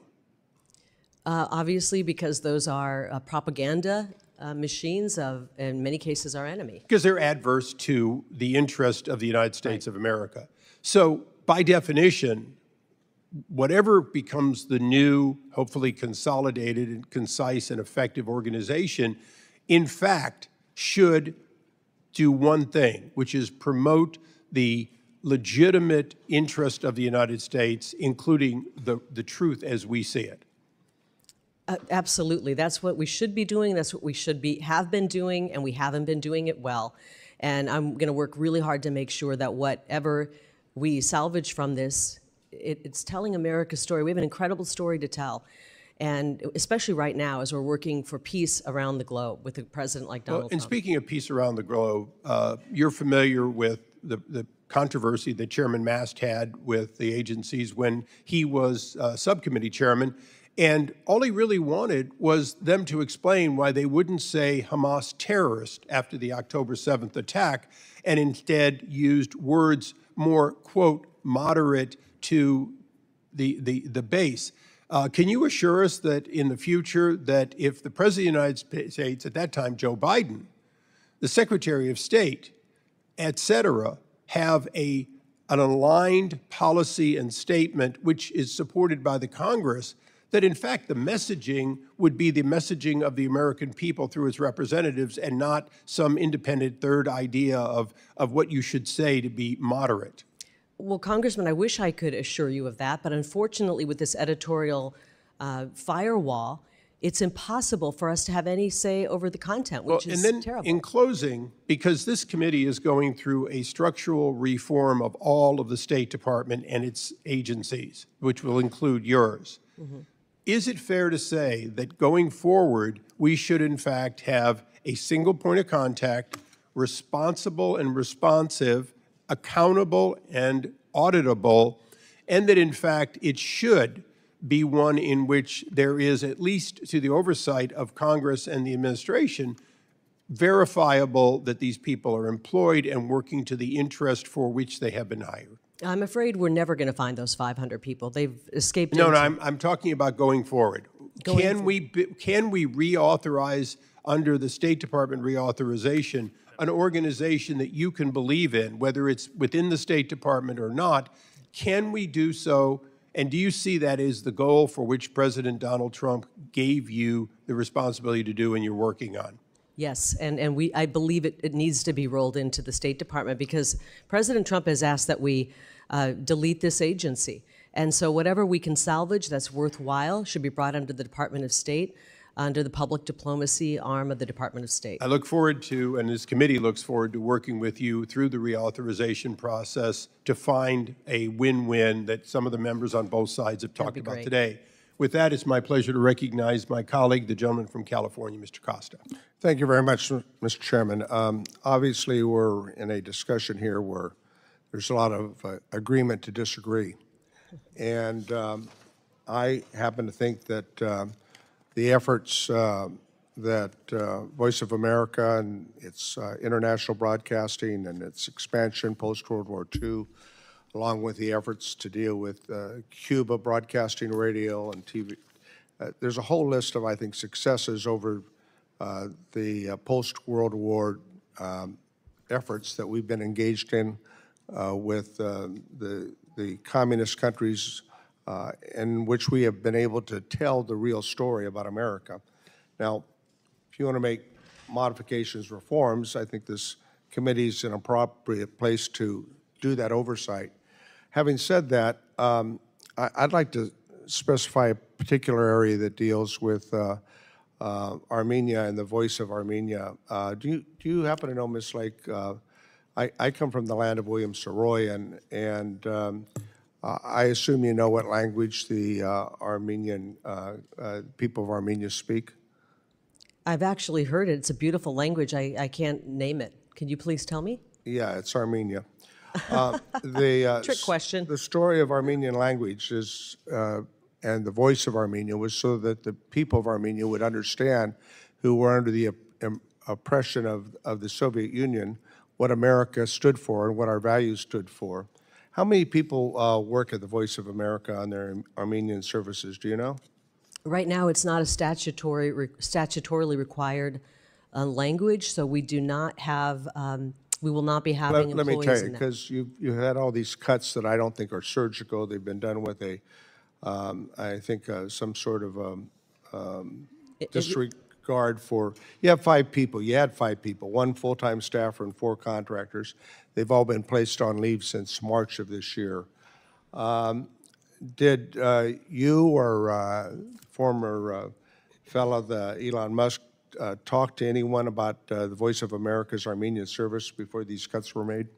We are bringing the agency to statutory minimum, and Armenian language is not in the statutory minimum. If you'd like it to be, then I suggest you write legislation and put it in legislation. What analysis was done to assess the performance of the services before the cuts were made? We decided to listen to the person who's in charge of the executive branch of the government, and that person's name is President Donald J. Trump. I suspect that maybe the president's not sure about the language that the Armenian people speak, but that be as it may, the Voice of America's own data showed that the Armenian language reached well over 1/3 of Armenia's adult population and ranked second in network-wide market penetration. The Voice of America brief notes said that the service unique role in countering the Russian disinformation and explaining U.S. policy to Armenians at the moment when Yerevan is trying to move out of Moscow's orbit. There are a lot of reasons why I think this is important because of the Russian disinformation. Do you believe that Russia's been engaged in disinformation with Armenia or other countries on Eastern Europe? Obviously, you have a soft spot in your heart for Armenia. I think the people of Armenia are incredible. But we're working to right-size this agency, and the Armenian language is not one of the statutory Well, I know, but there's got to be a languages. cause and a reason for your changes here, and I'm trying to find out what they are. How many people do you think we should hire in the Armenian language service? Well, what I think we should do is recognize the fact that Russia is attempting through misinformation to keep Armenia in their orbit. Do you believe that Russia is the aggressor in the war in Ukraine? You know what? It's interesting that you really are concerned about Russia because VOA hired Russian spies. And I think that I didn't hear any complaints coming from you that I recall. I asked you a question. Do you believe Russia is an adversary of the United States? I think they are one of our adversaries, yes. Okay, and What I why love would we about this undercut our president is he's strategy trying to bring and the world interest by together. dismissing staff who are countering Russian propaganda to potential partners of the United States? I mean, the reason is, I mean, the focus today is on Iran. Okay, tomorrow it thought could it be was on Armenia. Armenia. Tomorrow it could be Armenia. And I think that when you put the Voice of America's Persian service on leave only to call them back after when Israel and we started trading missile strikes, I mean, isn't that a tacit admission that there were need for people to be on duty to provide that information, the voice of Iran? I've worked in newsrooms. You surge on stories when you need to surge. We have always had the Farsi language as one of our statutory languages, and we've been covering it. Well, and my when time's a story expired, breaks, Ms. you bring Lake, more but people on. I think that you've got to look more carefully at how you reorganize this effort, and more to be determined. Okay, thank you. Gentleman's time has expired. With that, Ms. Lake, I will be recognizing myself. I recently held a subcommittee hearing on the State Department's censorship industrial complex, which was previously in the business of silencing American voices overseas and at home. Thanks to a thorough investigation and review by Congress and the Foreign Affairs Committee previously and President Trump's leadership, that bureau is no more. Building off of that work here today, you've spoken extensively about the importance of telling America's story and standing up to censorship. In your view, what should be the mission of the U.S. Agency for Global Media going forward? Moreover, how can we ensure its position to effectively promote American values and counter propaganda from authoritarian regimes like the Chinese Communist Party? Well, we definitely need to bring some huge changes to this agency. I believe that the agency should be eliminated, and then we should pull out the things that are of value. And VOA, Office of Cuba Broadcasting, we need to look at what works. And what works is telling America's story abroad. What doesn't work is being anti-American, telling the CCP propaganda abroad on our airwaves.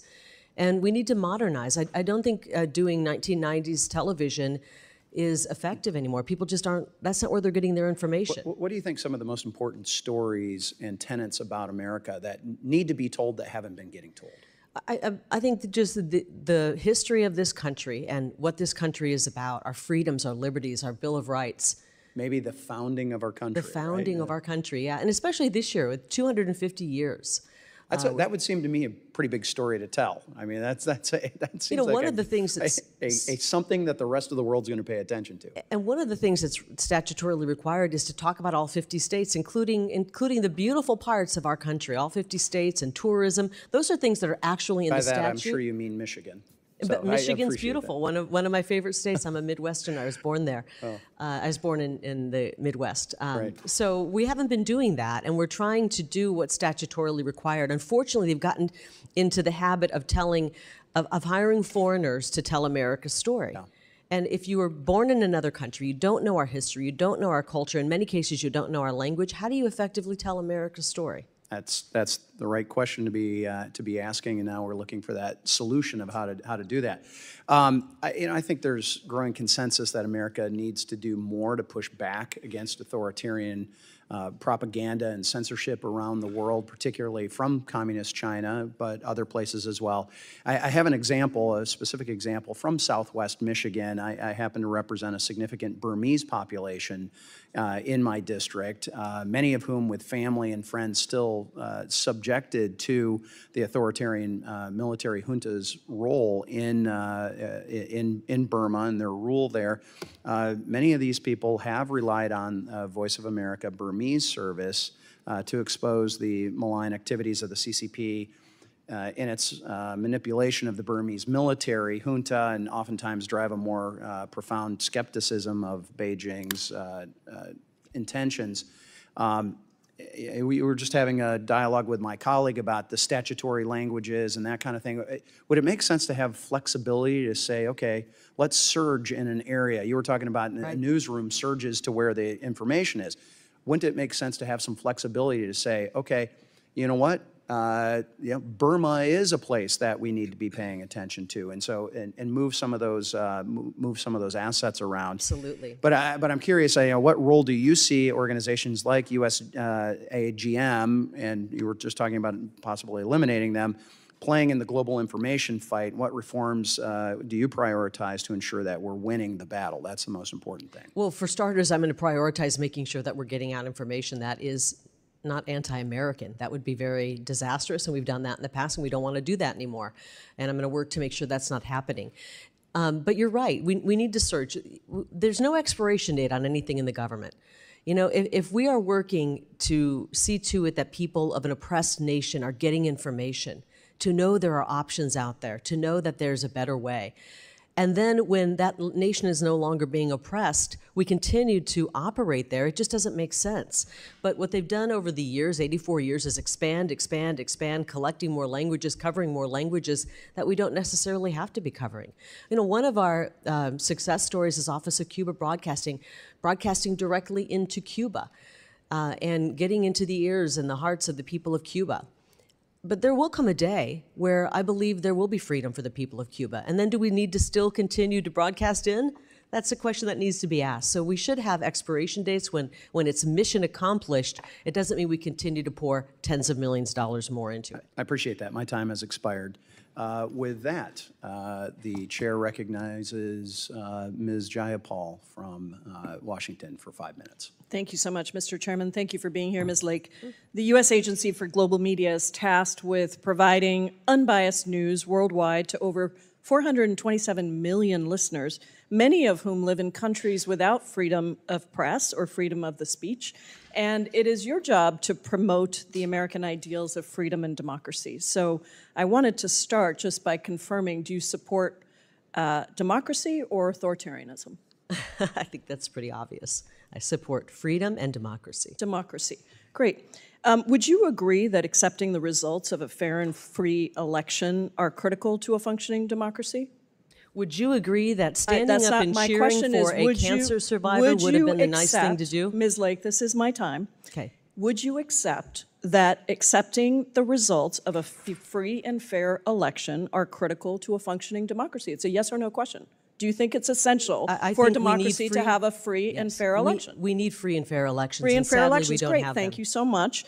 And yet, you have, to this day, refused to acknowledge that President Trump lost the 2020 election, something that even members of President Trump's own Justice Department have admitted and multiple lawsuits have shown. And we heard my colleague from Arizona talk about what happened in Arizona. So it concerns me that you are now tasked with this responsibility of ensuring democracy around the world when you won't even accept a free and fair election. I'm also concerned by your ability to promote the American ideals of freedom and democracy, given your record defending and praising dictators. Let's look at Hungary. You previously stated that Hungary is, quote, doing it right, and that Hungarian Prime Minister Viktor Orban was, quote, the greatest in America, greatest in caps, and, quote, and equal to President Trump. Do you stand by those statements? I think that Viktor Orban has done a very good job at protecting his people and protecting the Hungarian culture. And so, I think Ms. Lake, if you ask people in Europe, other parts of Europe, the question here is very simple. They would be wishing that their leaders stood up for their people. Is Viktor Orban the greatest in Europe? Yes or no? I think he's done the best job in Europe, yes. Okay, and so even Secretary Rubio acknowledged in a 2019 letter that under Orban, Hungary took a downward democratic trajectory, and yet you insist that Hungary is doing it right. I want to cover some of the policies that Mr. Orban is responsible for. Would you consider banning LGBTQ pride parades like Viktor Orban has done in Hungary as doing it right, recognizing that pride parades are protected under the First Amendment? What does this have to do with the U.S. Agency for Global Media? I'm asking you whether you support the policies of dictators and authoritarians or whether you support democracy. You have said that Viktor Orban is the greatest in Europe. So do you think that Viktor Orban is doing it right when he bans pride parades? I think Viktor Orban has put the people of his country first. So the answer is yes, you think it's appropriate that he's banning pride parades and using facial recognition technology to actually profile people that go to those parades? How about the fact that Orban and his party control 80% of Hungary's media market. Are we here talking about Hungary? Yes, we are, because guess what? Your agency actually is responsible for other countries Hungary and is an unbiased ally. Can I news. remind you that Hungary is an ally of America? Oh, and so you think that it's okay that Viktor Orban, the greatest in Europe, according to you, controls 80% of Hungary's media market? Is that level, free, and fair reporting? I don't. You obviously don't like our ally Hungary. I think that I'm the asking people have you voted if for you him, and the think people of that Hungary it's will decide. appropriate. Ms. Lake, it is my time. I'm asking you if it is appropriate that a country, Viktor Orban's government, controls 80% of Hungary's media market. It's just a yes or a no. Do you think that's okay? Think he's the greatest of all I don't have time? an opinion on what Viktor Orban is doing in Hungary. It's not up for Other debate. than I It's know a he puts his fact people that has been first. documented by numerous organizations. who? Now, Can you not tell me only where that have you fact come from? supported, not only Where have did you that supported. fact come Excuse from, me, Ms. Lake. Representative? I'm sorry to remind you, you are not a governor. You're not even a candidate for governor. You're here, and this is my time. Not only have you supported dictators that have supported policies that erode democracy, you also spread claims promoted by Russian state media that the Pentagon was funding bioweapon labs in Ukraine. These claims have been proven resoundingly false, even by Secretary of State Marco Rubio. Do you still stand by that prior statement, Ms. Lake? I know that many members of Congress care more about funding Do you Ukraine stand than by that statement, order? which is clearly a lie? I know that You are voted. responsible for an agency that is supposed to promote truth, and yet, over and over again, you are promoting dictators and authoritarians and lies. So I am asking you if you stand by the statement that you made that was promoted by Russian state media that the Pentagon was funding bioweapon labs in Ukraine. Proven false by Marco Rubio. Do you stand by that statement? I understand you're trying to get a fundraising video here. Okay, So well, let me you help clearly make it- don't let me understand that reminding you are the actually time here has before expired. before Your time Congress. expired, Mr. Ms. Chairman, I Jayapal. just want to say you had that more than enough time. I gave you a few extra I seconds, understand, and your time and has expired. unfortunately, and I now recognize Representative Ms. Lake Davidson. is not responding Can to I the have questions. just 1 second to respond? Because who is going to be speaking Representative next? Davidson is next. Oh, may I have just 1 second to respond to that? Obviously, from some of the questions we're hearing from the Democrats, they care more about a lot of other countries than America. And we've seen that in their votes, with the money they voted just to spend in Ukraine killing people. Thankfully, we have a president in Donald J. Trump who's going to help bring peace. Maybe we could have regular order, Mr. Chairman? Seems pretty regular to me. Representative Davidson is recognized. Thank you, Chairman. Thanks for having this hearing. Ms. Lake, I want to let you know that Voice of America is just such an important part of Ohio's history. In Westchester, Ohio, we have Voice of America Park, and it recognizes the Voice of America Bethany Relay Station, which served as a key anchor to get the message that Voice of America was broadcasting, whether to Europe or South America, and Crosley Broadcasting's there. So I'd invite you and your team to come to Westchester, Ohio at some point and tour the museum, highlight the history of the Voice of America. Of Ohio. I think the values that Voice of America, put into action, really, and made known, America's values, are part of the story of victory in the Cold War.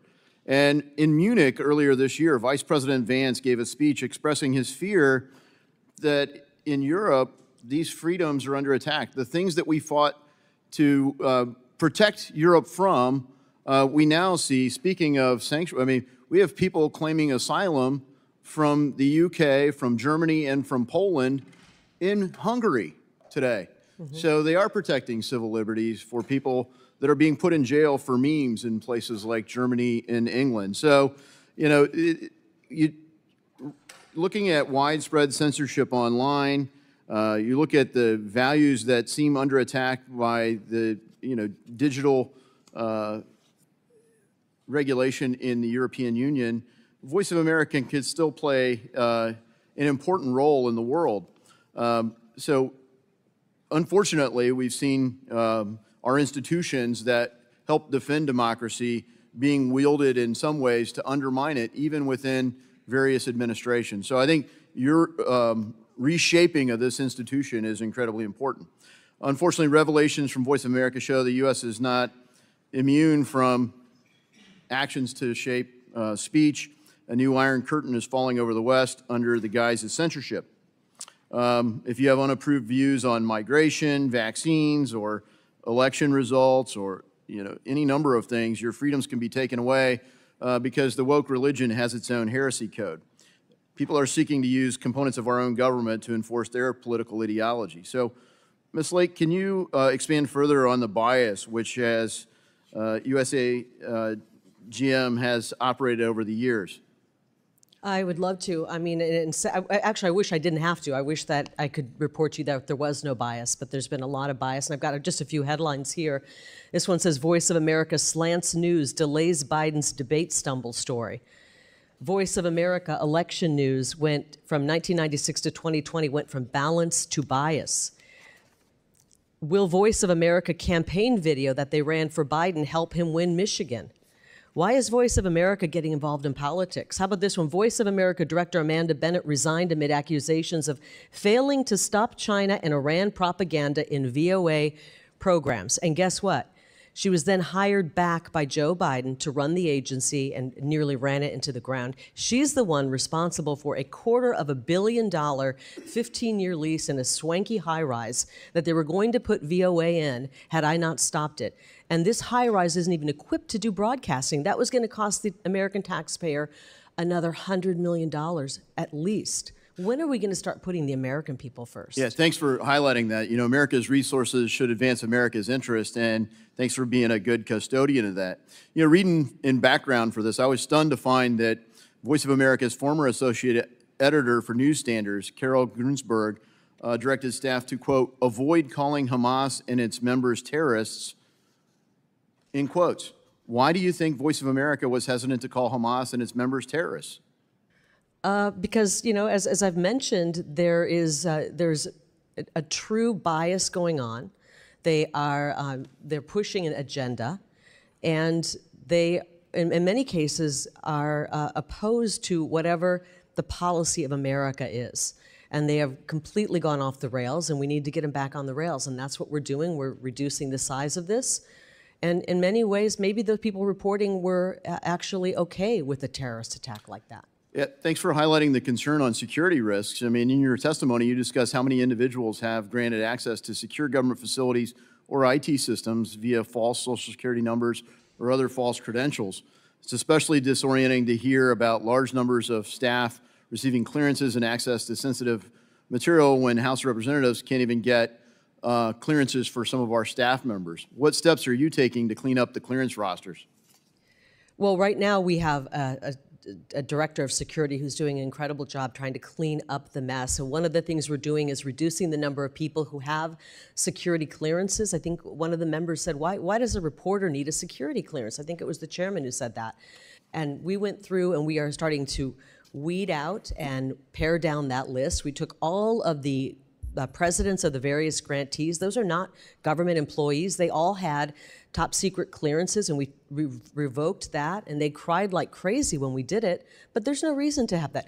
RFA, Radio Free Asia, asked our security director if we would build a SCIF in their facility. Why on earth would they need a SCIF? So yeah, we're doing everything we can to try to get things back under control, but I think President Trump has the right idea. We need to eliminate this agency, find what's salvageable, and move it over to the Department of State. Thank you so much for that clarity. And, certainly we're not going to broadcast classified information. So thank you for safeguarding it. Chair now recognizes Representative Olszewski. Thank you, Mr. Chairman, and thank you to Chairman Ranking Member Meeks for convening this hearing. Thank you, Ms. Lake, for joining us today. I am a new member on this committee, but in just the past few months, I've seen how important in person the Voice of America, Radio Free Europe, and other USAGM outlets are to Americans and to our allies. It's vital to diplomacy. It connects and informs people as we seek to promote our democracy and our freedom around the world. Indeed, VOA and USAGM outlets are American soft power weapons. And central to the mission of an international broadcasting agency is truth and is balance. What we share with the world should be rooted in fact so that America maintains its credibility on the world stage. I'm sharing these concerns because I recently know through my travel and in some countries that U.S. AGM is the sole source of credible information.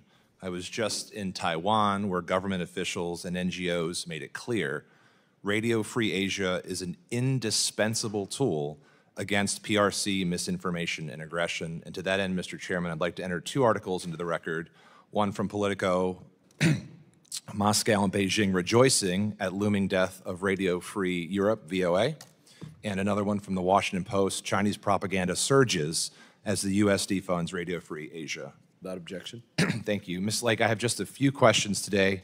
I hope the first one is pretty simple. Yes or no, do you believe in the mission of USAGM and its grantees are important? It's really like the yes or no answers, I think that's a pretty easy one, but I believe in the mission. I wish that it were followed. okay, and I appreciate that, but worry that, as my colleagues have shared, executing on that mission is very difficult with an administration that is gutting our only way in some parts of the world of sharing the most, in the most oppressive of media markets, information that needs to be shared. Media reports, for example, indicated that VOA broadcast just 75 minutes of content to its audience in Iran over the past few days, knowing that we used to broadcast 24/7. And I know that you mentioned that there's not a huge audience, but it's come to my attention that VOA's Persian audience has actually doubled in the past 4 years. As of June 2023, in the middle of that growth, it was measured that the outlet was covering almost 16% of all adult Iranians. So I just would say, as we're facing a very unsettled world, I think having information is really important. And so I think that is perhaps why we're seeing, as in the articles I shared, that our adversaries are in fact celebrating this retrenchment from our involvement. I'd like to read an article. You know, can I say something about that? I think I'll give you an opportunity, CCP might be I'm happy to give you an opportunity. Quote, the so-called beacon of freedom, VOA, has now been discarded by its own government like a dirty rag. This is from the Chinese Communist Party's owned Global Times paper. Chinese Ministry of Foreign Affairs spokesman Mao Ning seems to agree with your characterization of VOA as, quote, a lie factory that stirs up conflict, with a notorious track record in their China coverage. I guess my question to you, is it concerning, or should it be concerning to us as members of this committee, that you share the same opinion as a Chinese Communist government spokesperson? The Chinese government, if they are upset about having less coverage, it's because they were in control of a lot of our coverage. The CCP, and I think you came in late, actually no, ma'am, I've been here the entire time. Oh, I'm sorry, I didn't notice. The CCP has more control over what we put out editorially than people who are management at the agency. Do you think that's okay? No, I think we should be putting out truthful information, and sometimes, and as you see here, the former leader, and we should go after that. And sometimes, but what I do, what is concerning to me is if you, and you've already said that your goal ultimately is to move this agency and its independence, which is truly a core pillar of journalism. As someone who is in journalism, having that independence is absolutely important. There's no other way that we're going to be a credible source to the world if other governments and other members of countries see what we're doing. I mean, first of all, we're not communicating, but when we do, they have to know that the information is real, it's authentic, and it's actually advancing American interests. I very much look forward to working with my colleagues on the committee here so that we can make sure the information is truthful, it is factual, and that it advances American interests. You have my commitment to work with you on that, but we have to make sure that we're actually promoting those interests through supporting this work. Hopefully we can root out the Russian, Chinese, Iranian propaganda that has been prevalent on our airwaves at VOA, and we're going to work to do that. Chair now recognizes Representative Barr. Thank you, Mr. Chairman. Ms. Lake, I'm sorry you've had to endure these ad hominem attacks, which are clearly designed to shift focus away from the patriotic work that you're doing to honor hardworking American taxpayers, and make sure not only that you're cleaning out the corruption and, frankly, the rot within this agency, but actually advancing American national security as opposed to actively undermining it. That's right. And to my colleague who just asked you about Beijing and Beijing rejoicing, the reason why Beijing needs to be a focus of this conversation is we need to be asking the question, I think you just did, why is the Chinese Communist Party in charge of VOA? Why are they running VOA? Past leadership of the VOA Mandarin language service conducted annual meetings with the Chinese embassy in Washington, D.C., allowing Chinese embassy officials to opine and make suggestions on VOA Mandarin language service content. Chinese Communist Party officials have also reached out to VOA hosts to convince them to be more supportive of the communist regime, and the outcomes have actually rewarded the CCP's efforts. VOA's Mandarin language service personalities have hosted events at the Chinese embassy, and one of VOA's television editors even publicly pledged his allegiance to the People's Republic of China at a Chinese embassy event. Is this correct? This is correct. This is correct. And whistleblowers in the agency and in the Mandarin service who tried to stop that were fired or got so burned out trying to stop it, they left the job. So VOA also allowed communist Vietnamese and communist Chinese embassies in Washington, D.C. to pressure them into removing videos, cutting short live interviews, or changing story angles so that the coverage was more supportive of the communist governments of Hanoi and Beijing. Is this the voice of America, or is this the voice of Beijing? Some have said it's the voice of anti-America. Yeah, so I think that your efforts to reform the agency are vital to American national security. Why are we allowing the CCP to run the VOA newsroom while the U.S. taxpayer is on the hook for this? Are any of these VOA employees who acted on behalf of the Chinese Communist Party, are they still employed? It's possible. We're working to try to figure that out. But unfortunately, when you do a reduction in force, it's called a RIF, and we are reducing the number of people who work at Voice of America, you can't, typical government fashion, you can't say, hey, we'd like to keep certain people because they are people who are performing well and doing a good job. You can't do that in the government. You just remove positions. And so we are shedding some of the positions, making the force lean and mean and ready to operate. And we can surge when a big story breaks. We can surge. We've got additional funding to do that by pulling back some of the funding from the grantees. We have about $17.3 million. So when we have to surge to cover something that's breaking, we can do that. So Dan Robinson, a 34-year veteran of VOA and a former White House correspondent, here's what he wrote. I have monitored the agency's bureaucracy along with many of its reporters and concluded that it has essentially become a hubris-filled rogue operation, often reflecting leftist bias aligned with partisan national media. It has sought to avoid accountability for violations of journalistic standards and mismanagement. We've got great examples of this, even in the Oval Office. Former VOA Associate Editor Carol Gruensberg directed staff to, quote, avoid calling Hamas and its members terrorists. Again, this is not the voice of America. This is the voice of America's enemies. And I thank you for trying to clean up the mess. And last question, you've heard a lot of language like a vacuum and gutting and dismantling. I want you, Ms. Lake, to clear the record once and for all in this final question. Address the hysteria from the administration's critics here and clarify what is the administration's objective here. Is it to end U.S. international broadcasting, or is the goal to reform the agency so that actually is the voice of America and not the voice against America? I believe that the goal of the administration is to reform the agency, but to eliminate, to reform our messaging, but to eliminate a corrupt agency. We don't need USAGM to get a message out, a positive pro-America message out. We can do this through other methods. Well, deep state bias is one thing, mismanagement, corruption is one thing, but when you are actively undermining American national security, this agency needs massive reform, and I thank you for leading it. Thank you. Yield back. Chair now recognizes Representative Kamlager-Dove.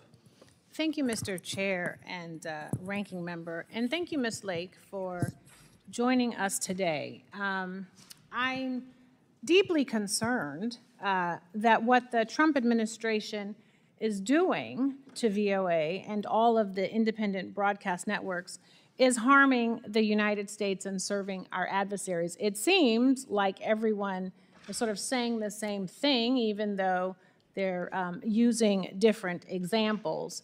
So, Ms. Lake, this is an easy question.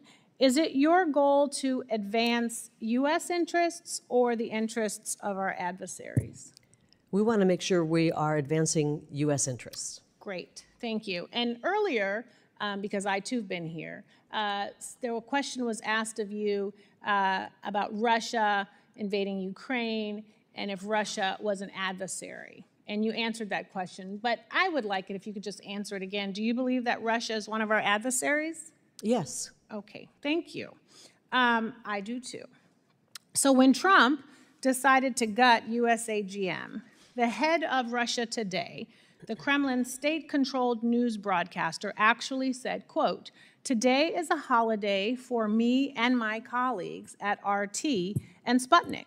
This is an awesome decision by Trump." So, Ms. Lake, why do you think the head of Russia Today would say this is an awesome decision by Trump?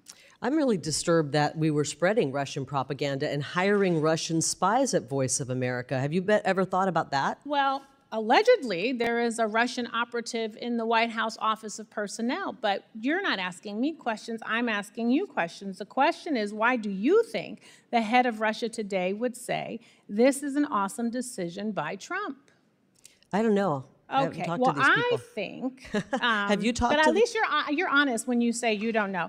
I think that the answer is obvious, and that crippling Voice of America actually allows Russia Today to spread propaganda without any opposition. And in fact, the PRC had a similar response. And in earlier lines of questioning, people suggested that the CCP was running VOA. You sort of inferred that they have more control over VOA. Beijing was running the VOA, had people in there. So the Global Times, a Chinese state media outlet that spreads CCP talking points, also celebrated your actions and called VOA, quote, a lie factory, pointing to their reports on human rights abuses in Xinjiang.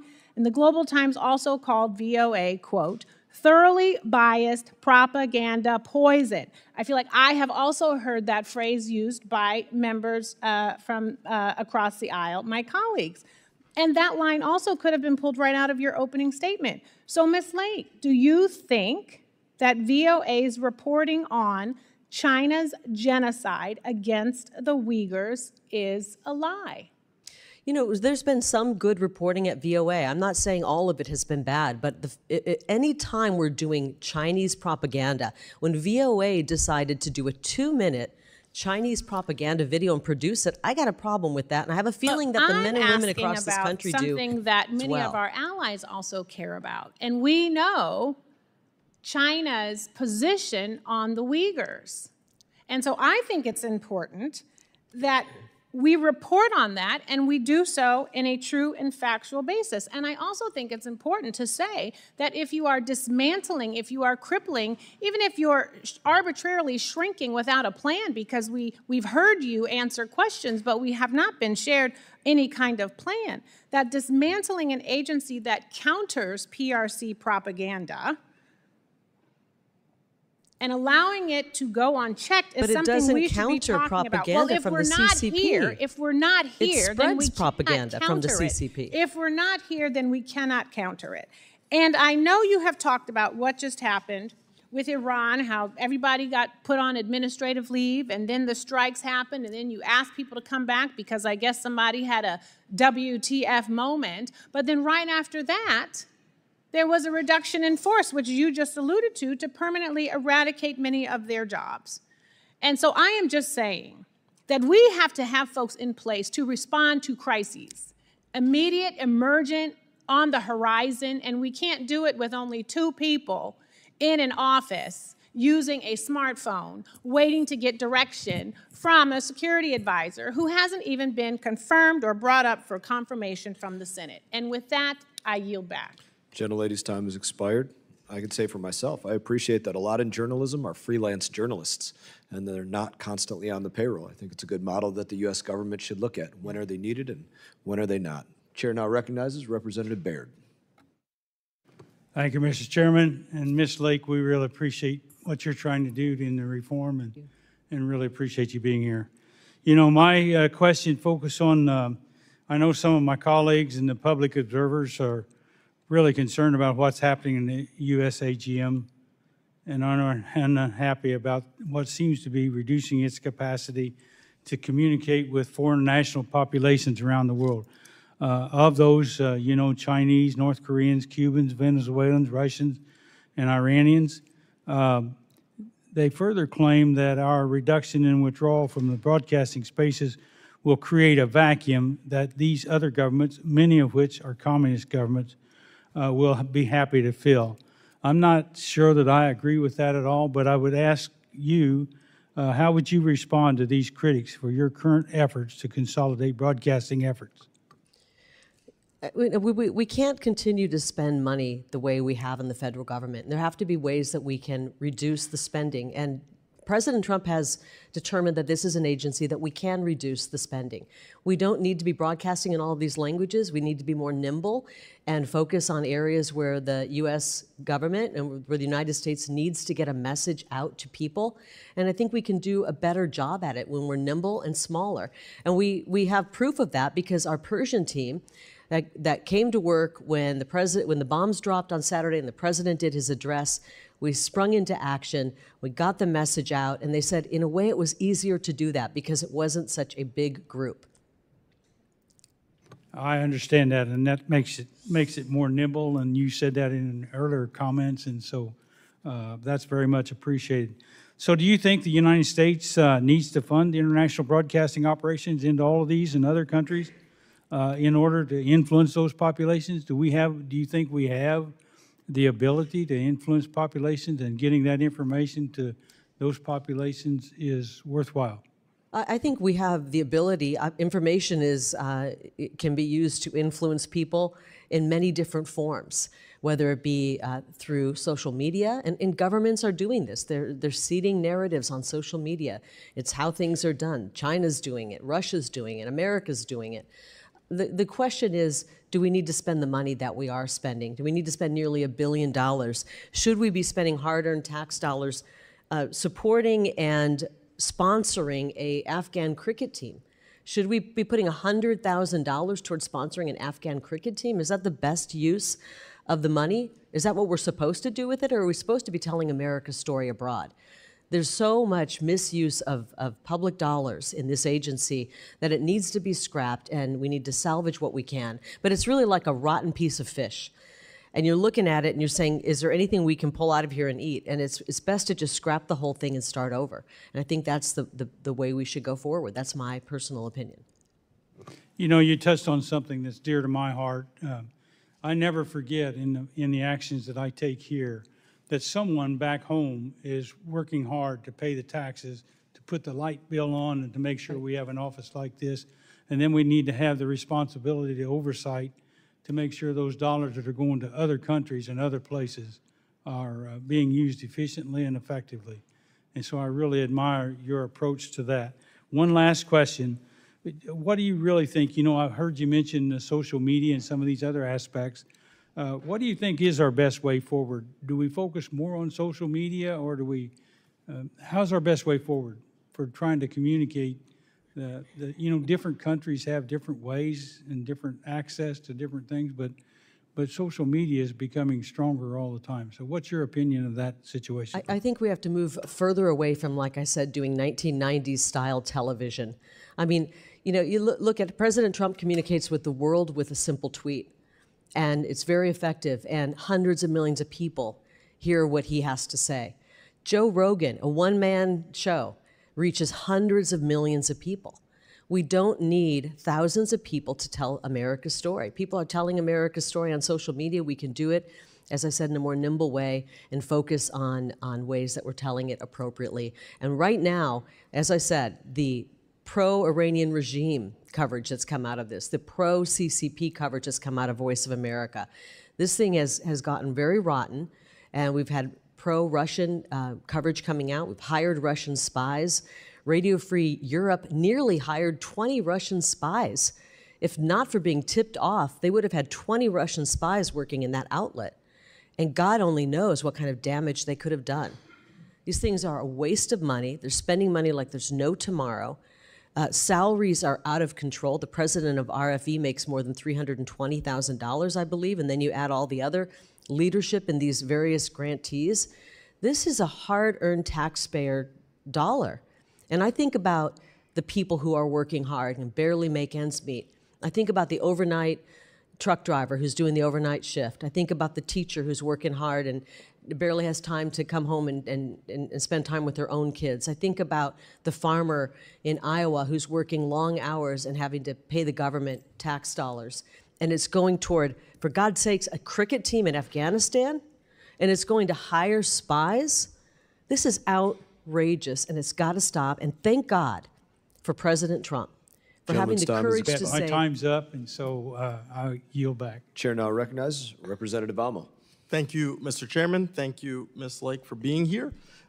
Since its founding to counter Nazi propaganda during World War II, Voice of America has been a beacon of free information in repressive countries. Voice of America's parent agency, the U.S. Agency for Global Media, or USAGM, has provided access to the free press and information in over 50 languages around the world through radio, television, and internet programs. These programs, as you know, are often the only reliable news sources free from malign government, foreign government influence.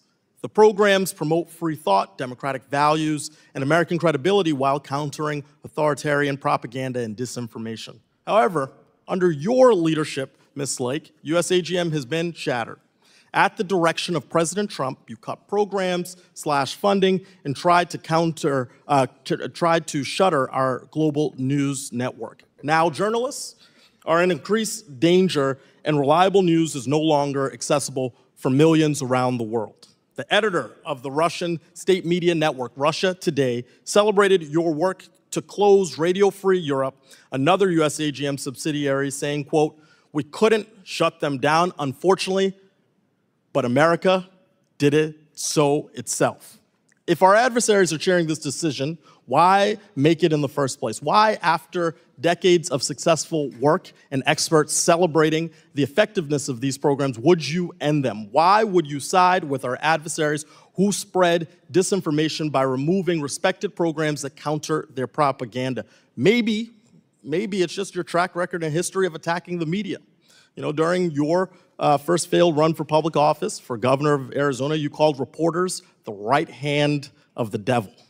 Maybe it's because you have a history of sharing disinformation yourself. You refuse to admit, still, who won the 2020 presidential election, falsely claiming it was a rigged election. You called the January 6th insurrection here at the Capitol a staged riot. You refuse to admit you lost, both in 2022 in a gubernatorial race and in 2024 for the U.S. Senate. The disinformation you spread during your failed campaigns were paper cuts, however, compared to the gaping wounds that will take root around the world because of your destruction of USAGM.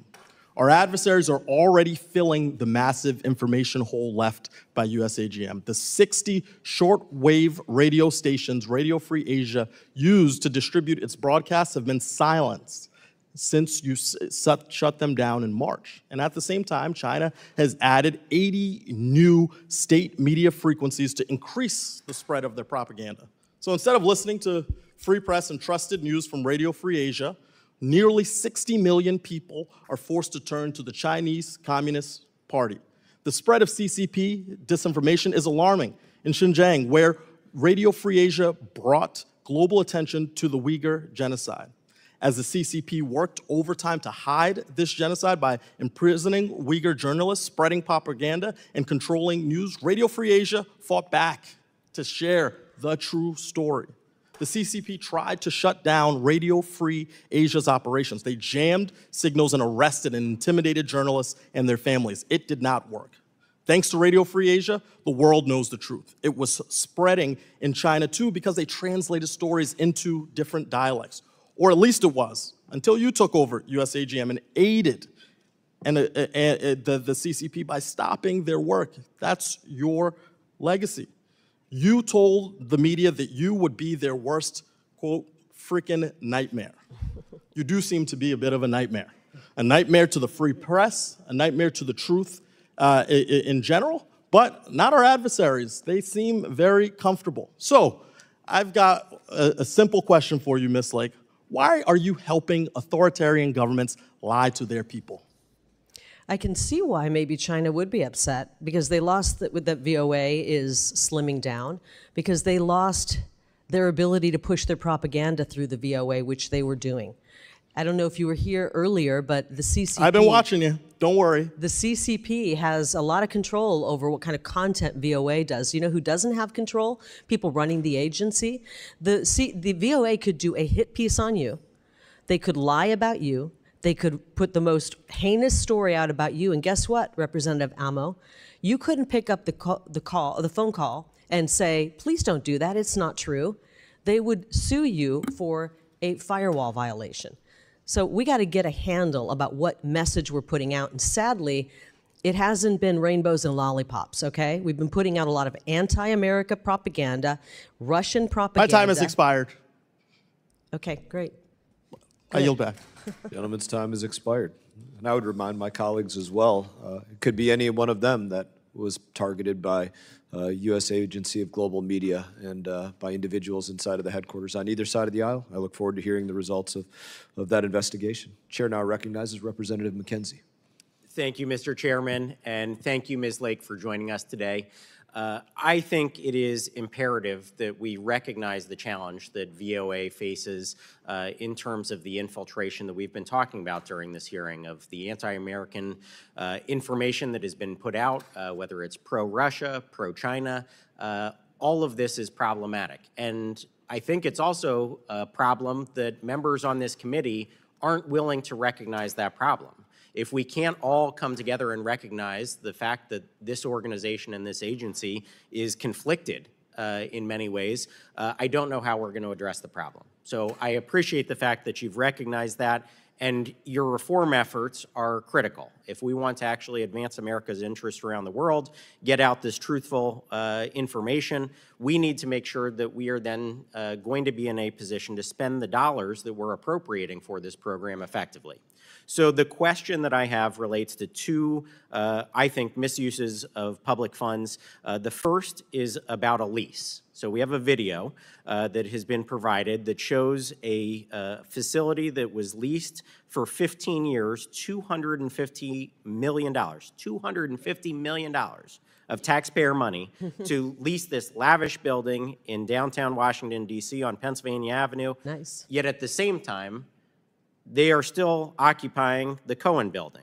So tell me about this new lease and what we know about it at this point. Well, their plan was to take this operation and move it into this building, a $250 million boondoggle that Amanda Bennett, the former CEO under Joe Biden's administration, the former CEO of USAGM, signed in this lease right before, in the fall, right before the election, to make the American taxpayers pay for this gorgeous facility. Have you ever seen a federal facility this beautiful, by the way?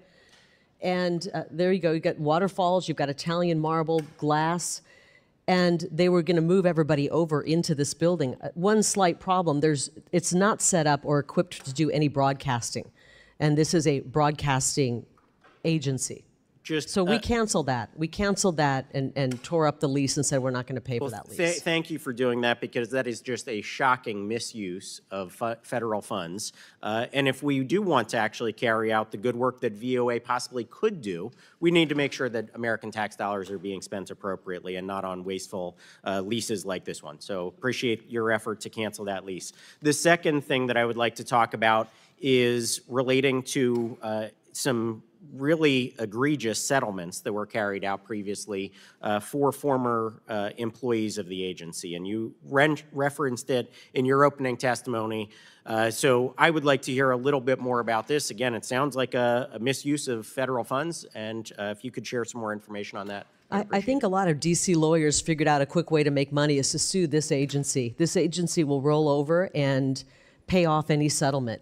As a matter of fact, one of our former attorneys at the agency upon seeing how many settlements were made there, said that she's never seen so many large settlements go out in any agency. I have in this binder 19 settlements. We only picked the big ones, over $250,000 settlements. 19 $250,000 settlements were made out of the USAGM in the last 5 years. A couple of them were for folks, a man named David Kligerman, who used to work for the agency. Now he works, I believe, over at Middle East Broadcasting. He left the agency after the McGuire-Woods report came out showing misspending, abuse of the agency, abuse of the federal tax dollar. And then he came back when Biden and put Amanda Bennett in, hired him back, and paid him a $650,000 settlement. His attorneys made a fortune as well. I think they figured out that they've got a compliant legal office at USAGM that will settle anything. All you got to do is sue the agency, and they'll throw tons of money your way. And that's another way they've pilfered tax dollars of the American people. Well, I appreciate your work to highlight the waste and misuse from the last administration. When our country is trillions of dollars in debt, running multi-trillion-dollar deficits every single year, we have to be good stewards of taxpayer dollars. It's finally time to do that. I'm glad this administration is taking on that effort, attacking waste and abuse of federal funds like I just talked about here. And if we actually want to get back to the mission of promoting American interests around the world, we need to do that with the tax dollars that we have available. And so these reform efforts that we're talking about today are so critically important. And I, again, want to thank you for our efforts and work with you hand in hand as we actually get back to the critical missions that this agency could provide for America and American interests around the world. Thank you, and I yield back. Chair now recognizes Representative Titus. Thank you, Mr. Chairman. Before I get to my questions, I'd just like for the record to show that the USAGM reported to Congress that that so-called swanky building that you just saw pictures of would actually save the taxpayers $150 million. So let's be sure we get our facts straight as we try to respond to that? grandstand with pictures. No, Can I respond I to have that? some other questions for you. Thank you. Ms. Lake, do you agree that the U.S. Agency for Global Media should be a reliable and authoritative news source? Yes, and unfortunately it hasn't been. Well, I'm glad you say that because it's really not a matter of opinion, it's a matter of law. The law requires the agency to provide news which is consistently reliable and authoritative, accurate, objective, and comprehensive. Now, you criticize the agency as not doing that, but others think that the agency was doing that up until the time that Donald Trump took office. We broadcast news to hundreds of millions of people around the world and provided a crucial counterweight to the propaganda that was coming from our adversaries. Then President Trump decided to dismantle it, USAGM, with your help and all its networks. But in my view, the most ludicrous and concerning thing that has been done was to direct the agency to engage One America News to provide content for Voice of America and your other broadcasters. So I'd like to ask you, do you think UAN, One America News, is a reliable and authoritarian news source as the law requires? Yeah, I think they do a better job than most news outlets. They cover America. Well, let's look at some of the things that they've said, and you tell me that if you really And by the think way, it was not my idea to do that. We it's were under your direction, and from your Office of president, Cuba who you have said is so Broadcasting wonderful. I'm asked surprised you're not the wearing a Office of MAGA hat Cuba here today. Broadcasting- But nonetheless, I'm the Office taking of my Cuba time back, Broadcasting and I wanna- requested that we bring I that can keep talking over you forever, but let's look at some of the things that the OAN did, which it was given the contract, and they're doing it, whether it's from you or from the president that you admire so. They said the leadership there told its reporters to, and I'm quoting, minimize coverage of Russian aggression. Now, do you think that's reliable and authoritative and better than other news agencies to minimize coverage of Russian aggression? I'm not making the rundown of what airs on One America's Voice, but they have to cover, or One American News rather, they have to cover what is of interest to them and to their viewers. But they're the ones who now have the contract to put out the news to all these different agencies that are under your direction. Shouldn't you be aware of what kind of news they're putting out? I don't tell them what to put on the air at Voice of America because of an editorial firewall. Apparently, the CCP has more say in what goes over the air Oh, I think at that's Voice being a of little America. ridiculous. I don't think China's over here telling OAN what they can cover. I don't think China told them to minimize their coverage of Russian aggression. Talk to some of the whistleblowers. Here's something else. Let me ask you if you think this is a good coverage.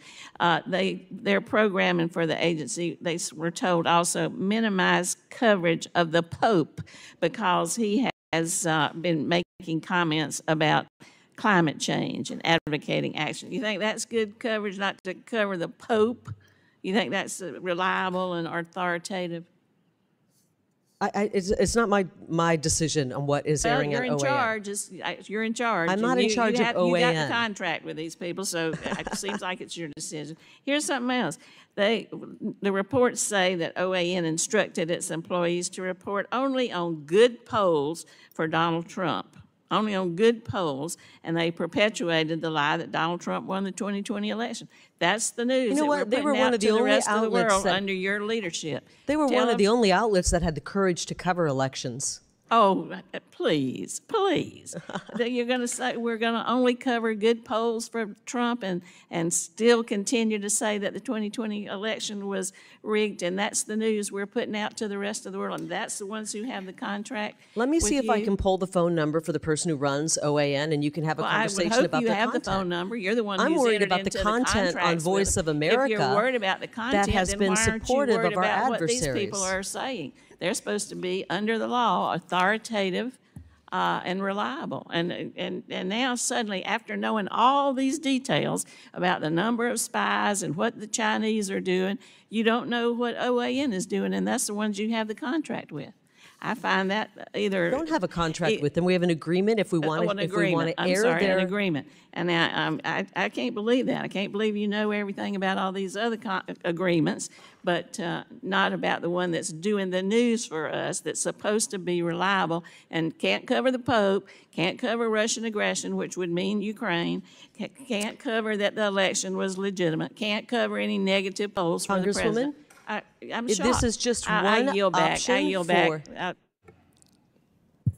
It's the best news I've heard all day. Gentlelady's time has expired. Chair now recognizes Representative Burchett. Thank you, Mr. Chairman. Thank you, ma'am, for being here. I think what you're seeing on display here today is the far left is sacrificing their moderate, a lot of their moderate members just to protect themselves. I think they're more important to stay in their corrupt little cocoon of power than to do what's right for this country. And I want to thank you, ma'am, for the work you've done. I noticed you were talking about real estate. I didn't have it in my notes, but I remembered in another hearing that we had in an empty building that we were renting out that Chairman Green had us, Marjorie Taylor Greene had us in the Doge subcommittee that I asked a question about the members of Congress own real estate that's being rented to the federal government, and the answer was yes. And if we had legitimate media in this country, that would have been a 60-minute story. That would have been something that would have been done over and over again. And it's clearly, and they're stealing from all of us, the left, the right, the middle, everyone. And you clearly have a record of going after political hacks, and I salute you for that, ma'am. This town is full of them. Yes, ma'am, it is. And I'm from Tennessee, and we're sick and tired of paying for this garbage, and I want to thank you. Is the U.S. Agency of Global Media absolutely necessary to the function of the United States? No. Okay. To think that we're putting out some radio show in the land of computers and internet, to me, is very antiquated. We might as well be riding a Model T down the middle of the street. Maybe it looks good and it brings back old memories, but dadgum, it's not very efficient. And I see you're more of a efficient. It's a relic. Yes, ma'am, it is. It's a Cold War relic. And I'll ask you another question, a little more direct. There's a lady named Satara Siege. Does she work for the U.S. Agency for Global Media? Do you know? I don't believe she works there anymore. Okay, because in 2017, Ms. Siege was fired from the Voice of America, Persian news network, for lying on her resume, providing federal contracts to her friends, and using tax dollars for personal travel. In 2021, about 8 hours after Biden was sworn in, Ms. Siege was given a job right back at the U.S. Agency for Global Media. And during the last Congress, she and others at the U.S. Agency for Global Media actively worked to discredit a report from the committee by then-Chairman McCall, which detailed her actions and included whistleblower complaints stating she and others threatened subordinates at work.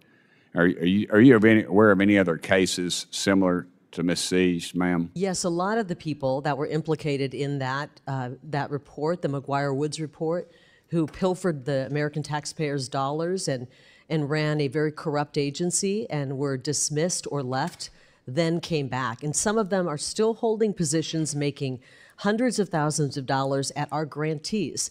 This is why we're trying to do an audit of the grantees to find out where the money is going. Nearly $400 million, the hard-earned taxpayer dollars of hardworking American people are going to these grantees, and they've stonewalled us from getting any information until the 11th hour. Finally, last night, knowing I would be sitting here, they finally agreed to say, oh, we'll let you look at our books now. It's a joke, what's going on. And the joke is going to end, and we're going to bring some accountability to this agency because the people of this country are sick and tired of the crap going on in Washington, D.C. They're sick and tired of their money being spent in a way where it's not only being wasted, but where we're putting out Russian propaganda, where we're putting out CCP propaganda on Voice of America. This is a boondoggle, and it's an assault on the American people. If I ever write a book, the title of it will be Compromised, because that's what this dadgum town is, ma'am. It is crooked as a dog's leg, and I'm glad you're doing something about it. Do you agree anyone who acts like Ms. C should be shown the door? Absolutely, and we are showing people the door. And I thank you for that. I come from a family of strong women. My mama flew an airplane during the Second World War. My little girl is, I got her a little late. I married her mama. She was a widow and adopted her. And she is a strong young lady. Shares her birthday with the president, just turned 18. And I hope one day she aspires to kick the hornet's nest like you've just done, ma'am, because it's a pleasure to have you where you're at. And thank you so much. And I appreciate you having to put up with all this crazy nonsense, but we got a country to save, and I hope you keep doing it. That's right. That's right. Thank you, ma'am. And you know, they've sued us. They've tried to stop us. They want to stop President Trump from making America great again. These same people who refuse to stand up and cheer for a 13-year-old boy who's battling cancer. These same people who stood on the floor of Congress and waved the Ukrainian flag after pouring $60 billion more into a war to kill more people, when they wouldn't put a penny on our border. And they let our country be overrun with criminals coming into our country who are raping and killing young people and taking their lives. And now they want to try to fight President Trump every day and stop him from deporting people who came here illegally. And they want to continue running Chinese propaganda at Voice of America. I thank your mother for being a hero, for being a veteran. And I know the chairman fought valiantly for our country. She wasn't technically a veteran. I have to clarify that. Her brother died fighting the Nazis while Daddy was off fighting the Japanese, but I'd have to clarify that just because of the fact checkers. But I think gentleman's time is expired. The gutsy little 17-year-old. We have to move on to the next round of questioning here. Chair now recognizes. There's a lot of people who are rolling over in their grave right now who did die for this country. That's right. And when they find out that Voice of America is pushing anti-American propaganda, it's unconscionable. Chair now recognizes Representative Dean. Hi, thank you, Mr. Chairman. I've just heard 3 or 4 or 5 members from the other side of the aisle say thank you for bringing reform. You're welcome. No, but let me finish my sentence, please, because that's not what you're bringing. They obviously didn't hear your testimony. They did not read your testimony, and I'll read part of it. And you said it again today. I was sworn in at USAGM on March 3rd, and it became clear in the following weeks, today you said in days, that reform was not possible. They missed your premise. Reform's not possible. You figured that out in days. When asked what review you had done of this very large agency, you had no answer. I do have an answer. Excuse me? This is my time. You'll wait for my questions. You then went on to say, this is filled with a bloated staff who hates America.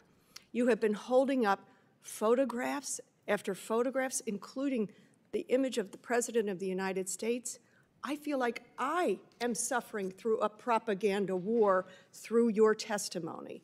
So I can see why the other side of the aisle, which is now not here, was utterly confused and congratulating you for wanting to reform this agency. No, because here's what you said.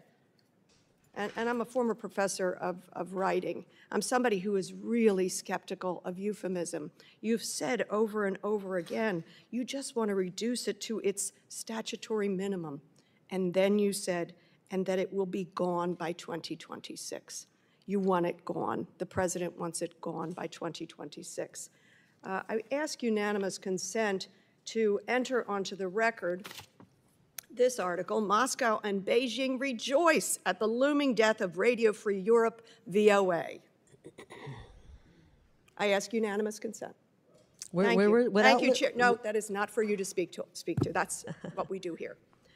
This article: Chinese propaganda surges as the U.S. defunds Radio Asia. I ask unanimous consent. Our adversaries are delighted with your plan, delighted that you'll be stripping this thing out. And I'm puzzled. My question really today is for Republican members. Think of the vaunted VOA. I have had the opportunity to visit VOA and many of the journalists who have worked at VOA. It is something that this country has been very proud of. And yet in your beginning testimony, you talked about, oh my goodness, USAGM, quote, hires a large number of foreign nationals, including from countries hostile to America, and uses J-1 visas as a shadow jobs and backdoor immigration program. Number one, again, propaganda, misinformation, J-1 visas are non-immigrant visas. Number two, and this is just a question of logic and basic understanding. Think about it. Many of the journalists who report through these supported networks are native to the countries in which it is critical to transmit accurate, factual, and linguistically fluent information. Of course, they should be hired. But you use as though that's a bad thing. Large number of foreign nationals, as though there's some other, as though there's a reason to demonize them. Foreign national journalists who actually understand what's going on. We should hire American. You know what? Voice of America is not only about talking about America, it's about reporting on the world. And millions of people for decades have relied upon it. So for those of you who think this was about reform, it's not. It's about shutting down media. If you really wanted to reform it, if you really thought there were places to change, and I'm sure there are places to improve, then you would have spent more than a few days and come to a more serious conclusion. That's my worry about you in this position. You're just not serious about it. You are a propaganda machine for the Trump administration. It is an incompetent review that you have completed. Well, actually, you didn't complete it. It sounds like you never even started it. You didn't interview anybody. You've never run an agency like this. You're a former journalist, apparently, allegedly. Although I don't trust your journalistic integrity when you hold up a single picture of a newsroom at a single moment in time and think that reveals anything. It reveals nothing. It's evidence of nothing. I don't know if they all just went to lunch. Who knows what that's a picture of? Have you ever your worked in a journalistic newsroom? integrity, I've been to many newsrooms. Your journalistic integrity is shot. My son has an expression that he taught me years ago, that trust and credibility is gained in drops and poured out in buckets. Sadly, you have poured out that trust and credibility over years. But I see why Mr. Trump put you in this position. He doesn't want a free press. He doesn't want Americans, soldiers across this globe hearing the facts of what's going on. He doesn't want our adversaries to actually know what's going on. Look at what we're up to today. We can't get the facts. We can't even get a briefing on an attack by the United States using our exquisite military expertise from the President of the United States and those who put it forward. We can't get at the facts. All we're getting is propaganda. Totally obliterated the nuclear program of Iran. We have to rely upon that as our news source. I'll be going to a SCIF to try to get whatever little information we can. But honest to goodness, I have no question for you because you don't have any credibility. You have misled this other side of the aisle with some notion of reform when you even say you don't want reform. You just want to collapse the doggone thing. You fired people. You let people go. You misled this committee, worrying about who was vetting the hires. You didn't bother to say that in 2018 to 2021, the new hires were vetted by DOD. You've misled this committee. You're misleading America.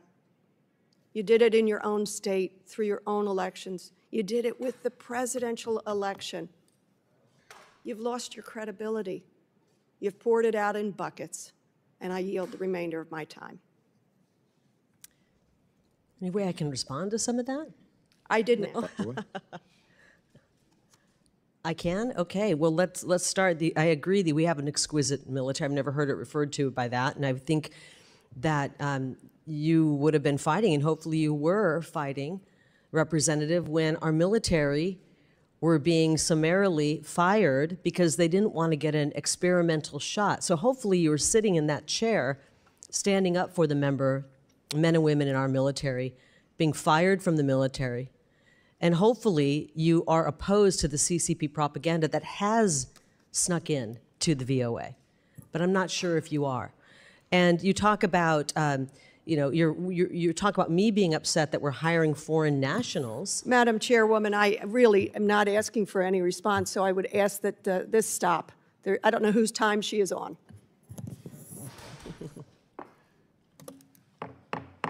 Thank you very much. I now recognize myself to ask questions, and I want to thank the committee chairman Bast and ranking member of this committee for holding today's hearing. And I want to thank you, Kari, Ms. Lake, for joining us today as we work to reform U.S. AGM to its intended purpose as a national security tool.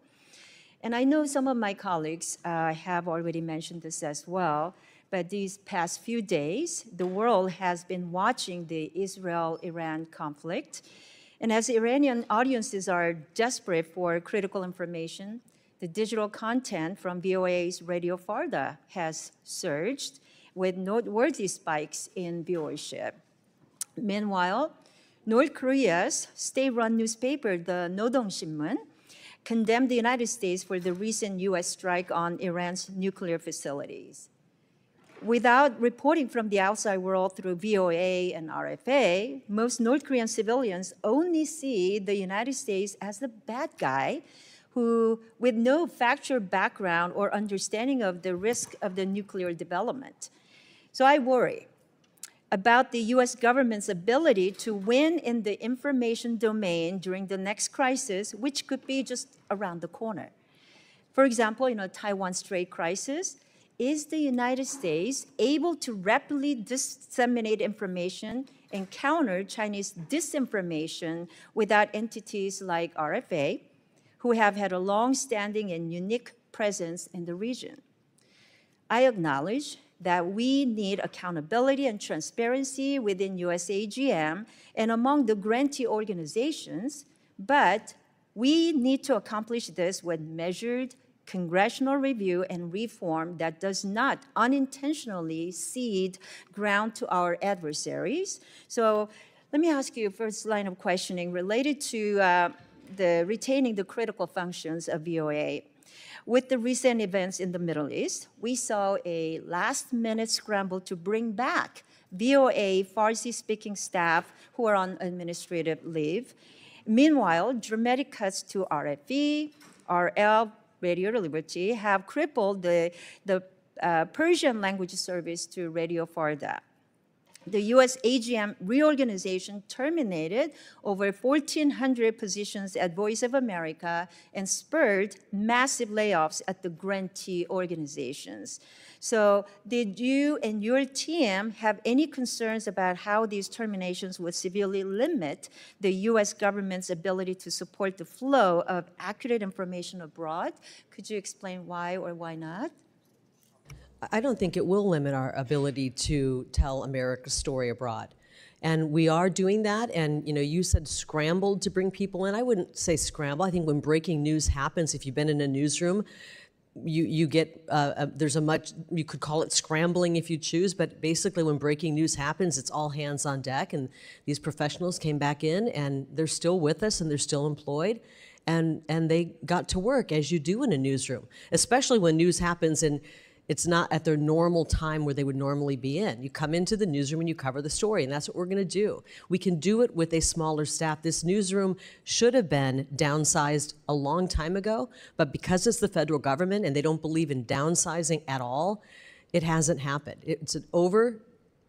Too many people were working in the newsroom, and we've shrunk that down in order to meet the president's statutory his requirement to bring it down to statutory minimum. Okay, let me get to the next line of questioning regarding the grantees then. The RFA has been vital in countering the Chinese Communist Party's propaganda, whether it was exposing the CCP's ridiculous attempts to blame the US for the COVID-19 pandemic or uncovering the Uyghur genocide to the world that left RFA Uyghur service reporters and their families vulnerable to CCP harassment.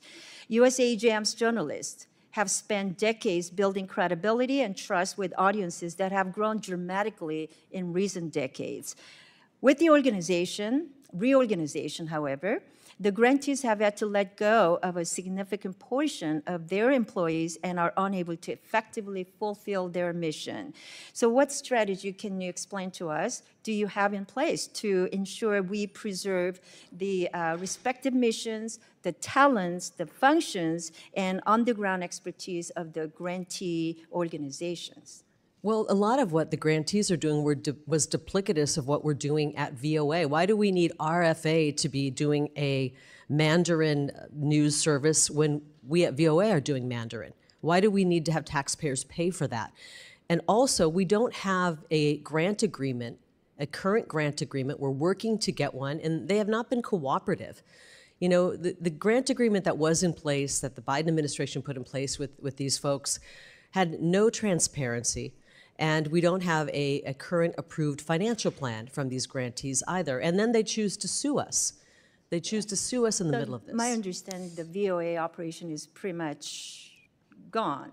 No, it's not no gone. People there. We're doing what is statutorily required, the statutory minimum. President Trump put forth in his executive order to bring this agency to its statutory minimum functions. And Mandarin happens to be one of those statutorily required languages. And we have a staff, I believe we have about 15 people we will be staffing for our Mandarin coverage. And you mentioned if something were to happen, a big news story were to break, we would surge people over. This is how newsrooms operate.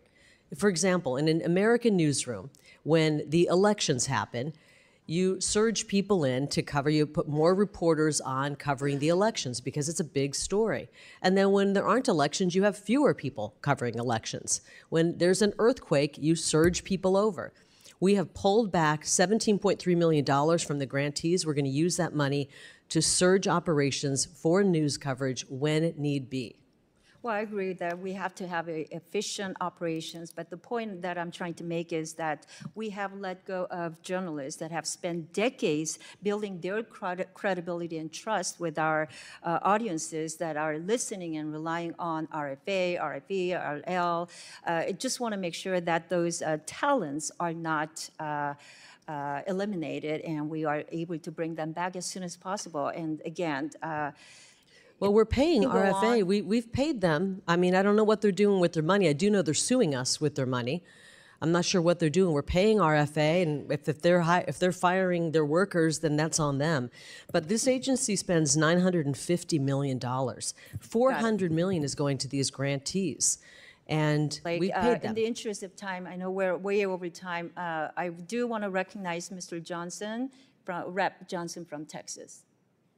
Ms. Johnson, I'm sorry. Thank you so much, Madam Chairman. I appreciate the opportunity, Ms. Lake. Hi. So I want to address a couple things that was just recently said.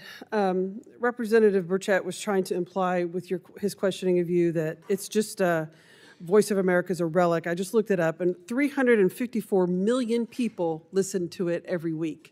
So I would hardly qualify or classify that as a relic. Those are government numbers, and I so- don't trust those numbers. Well, that's a sad state of affairs when you don't trust the government that you're representing and that you're working for and an agency that you're in charge of. That's a pathetic statement to tell the American people that you don't trust the government that you're leading. So next, The most American this is people my don't time, trust ma'am. this government. This is my time. And so, and Representative Kim, I share your concerns. I was comforted to hear that she expressed concerns to you that, quote, I wrote it down, she worries about the U.S. ability to win the information war going forward. And I share that concern. I'm very concerned that we are ceding ground. In her own statement, she said that the Voice of America is vital in contradicting the CCP China propaganda, and I completely But it's concur sharing with her. CCP propaganda. So, no, we are countering their propaganda. So I have some questions. You know, I just want to make sure that I have the record correct and I have your statements correct. You have called the Voice of America anti-American propaganda, correct? And I think you're implying that today. Is that right? They have put forth propaganda from other countries. Sadly, I'm very sad about that. And you do consider Voice of America to be a biased agency, is that correct? They have been, yes. Okay. And you agree that the characterization of Voice of America's track record is unsalvageable and appalling, is that correct? Pardon me? You think that the Voice of America's track record is unsalvageable, correct? I think that this agency, U.S. Agency for Global Media, is unsalvageable, that we can pull parts that are decent and we could work with, and that would be VOA. Yeah, and we the bring it thing in. that's so stunning is that this is an exact set of messaging put out by the Chinese. That VOA is a frontline propaganda tool. VOA is widely recognized as Washington's carefully crafted propaganda machine. This is Chinese propaganda that you are restating you're right. as an VOA is American putting out official. Chinese propaganda. No, excuse me, but that is absolutely outrageous. That what is happening now is that the Trump administration has gone from 71 employees to 2. 71 to 2 of the people running Voice of America in China. That's and not now true. We have a situation That's where not you true. are essentially parroting the Chinese propaganda. It's for the dismantling of Voice of America.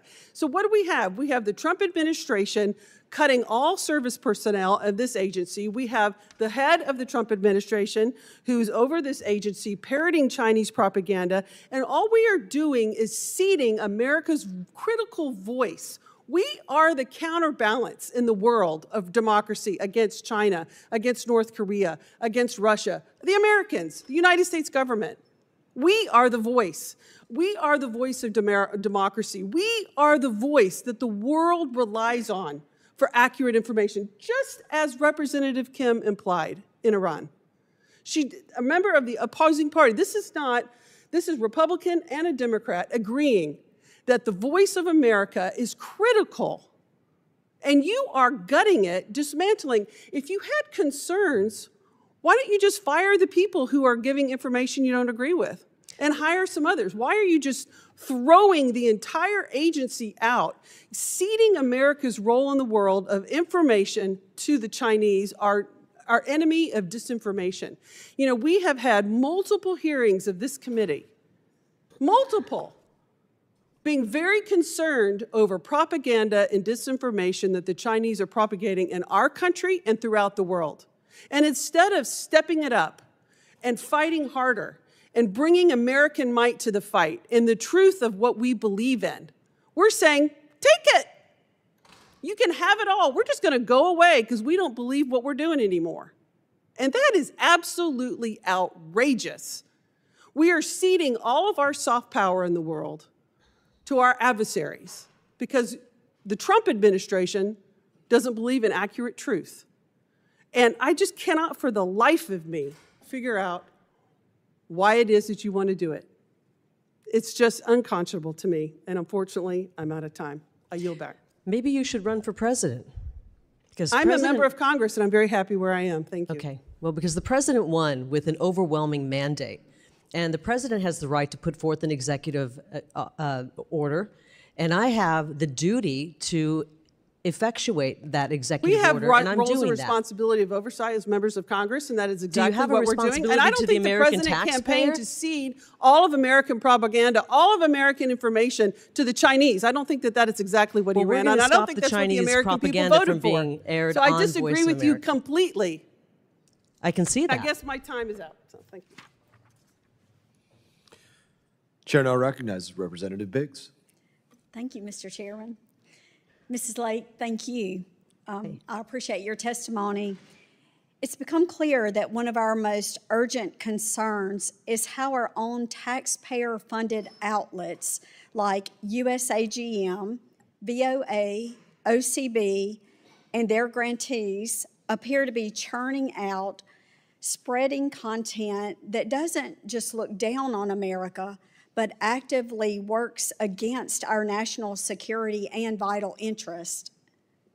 This is a betrayal, and if it's happening, it's not just problematic, but it's a deep-rooted corruption that needs to be exposed and rooted out.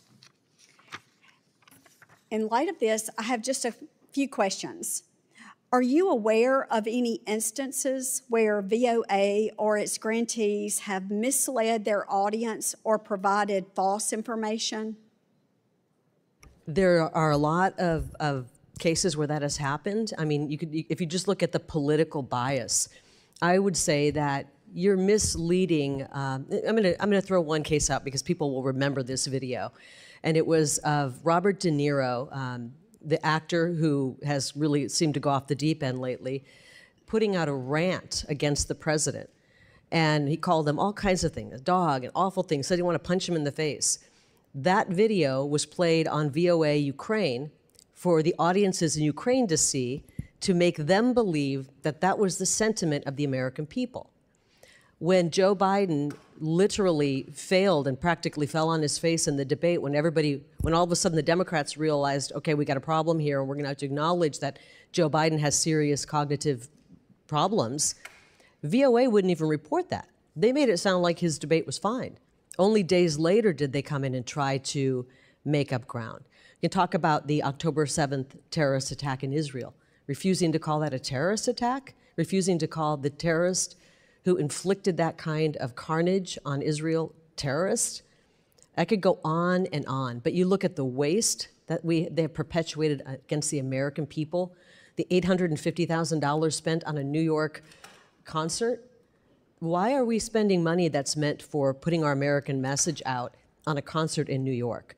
Why are we doing that? When I first got in, one of the first things that came across my email was a complaint that we had a cross-dressing man reporting in VOA to the Pakistan audience. Why are we putting a cross-dressing man on the air to tell America's story in Pakistan? We got to get things right. This is insane. It's completely out of control. And the chairman said, I can't remember the exact figure. I think he said the iHeartRadio has a budget of about 80 or 90 million. This is a nearly $1 billion budget, and we're putting out, in many cases, schlock, something that's unwatchable, and worse yet, that's un-American, pro-CCP, that is supporting our enemies. It's unconscionable that we would do that. I would agree with that, and so would my district. And moving on, have you encountered any situations where VOA or its grantees have promoted or reported anti-American sentiment? And I think you just touched on that briefly. And I'm happy to pull more. If you don't mind, I'd be happy to pull more examples of that, and we can submit it to you later. Okay, and just in looking at it from a different perspective, are you aware of any cases where VOA or its grantees have promoted propaganda from an adversarial nation? Yes, and I think I made that clear today. We have CCP influence where literally folks over at the Chinese embassy are telling the folks at VOA how to cover China. That's one example. Those are very concerning. Thank you very much for your response, and I yield back. Chair now recognizes Representative. Ms. Lake, over and over and over again, Russian propagandists tell us you can't trust the VOA. They're a phony organization. They tell a lot of lies. And you are here today repeating that Russia propaganda point. Again and again and again, Chinese government agents tell their people, do not believe the voice of America. They tell lies. And you are here repeating that Chinese propaganda point. What's particularly illustrative is my colleague said, you know, you have 300 to 400 million listeners per week nationwide, worldwide, and you said you can't trust that number. It comes from the government. That number is quite consistent with the numbers issued by the Trump administration in 2017 and 2018.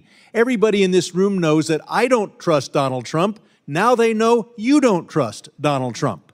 Having administered that agency for 4 years, issues numbers as to how many listeners they have, and you say don't trust them. That's because now, excuse me, it's my time. Ms. Lake, do you know the rules here? Follow the rules. Now, you had your opening statement. This is my 5 minutes. Mr. Putin wants to weaken America. There are those in America who want to help him. Those who want to help Putin know that they can't just scuttle an American aircraft carrier. So they're trying to do something that is far more dangerous to our role in the world and our national security, and that is to scuttle our international broadcasting. Now, we have a bipartisan Armenian caucus, 2 chairs, 2 co-chairs. You have eliminated all Armenian language broadcasting. Did you consult with any of the chairs or co-chairs of the Armenian caucus in Congress before you cut off that broadcasting? That's a yes or no question. Nope. That's how decisions are made. And I'm sure you didn't consult with the U.S. ambassador in Yerevan either. I'd like unanimous consent to put in the record a report from the U.S. Office of Special Counsel detailing the terrible administration of USAGM during the latter months of the Trump administration. I'll point out that Ms. Lake tells us how terrible it is that she can't get information. You know who really needs information? Congress. You know who's sitting behind you? Mr. Michael Pack, the former under Trump director, same job you have, who we had to try to subpoena to come here and give Congress information, and we got stonewalled.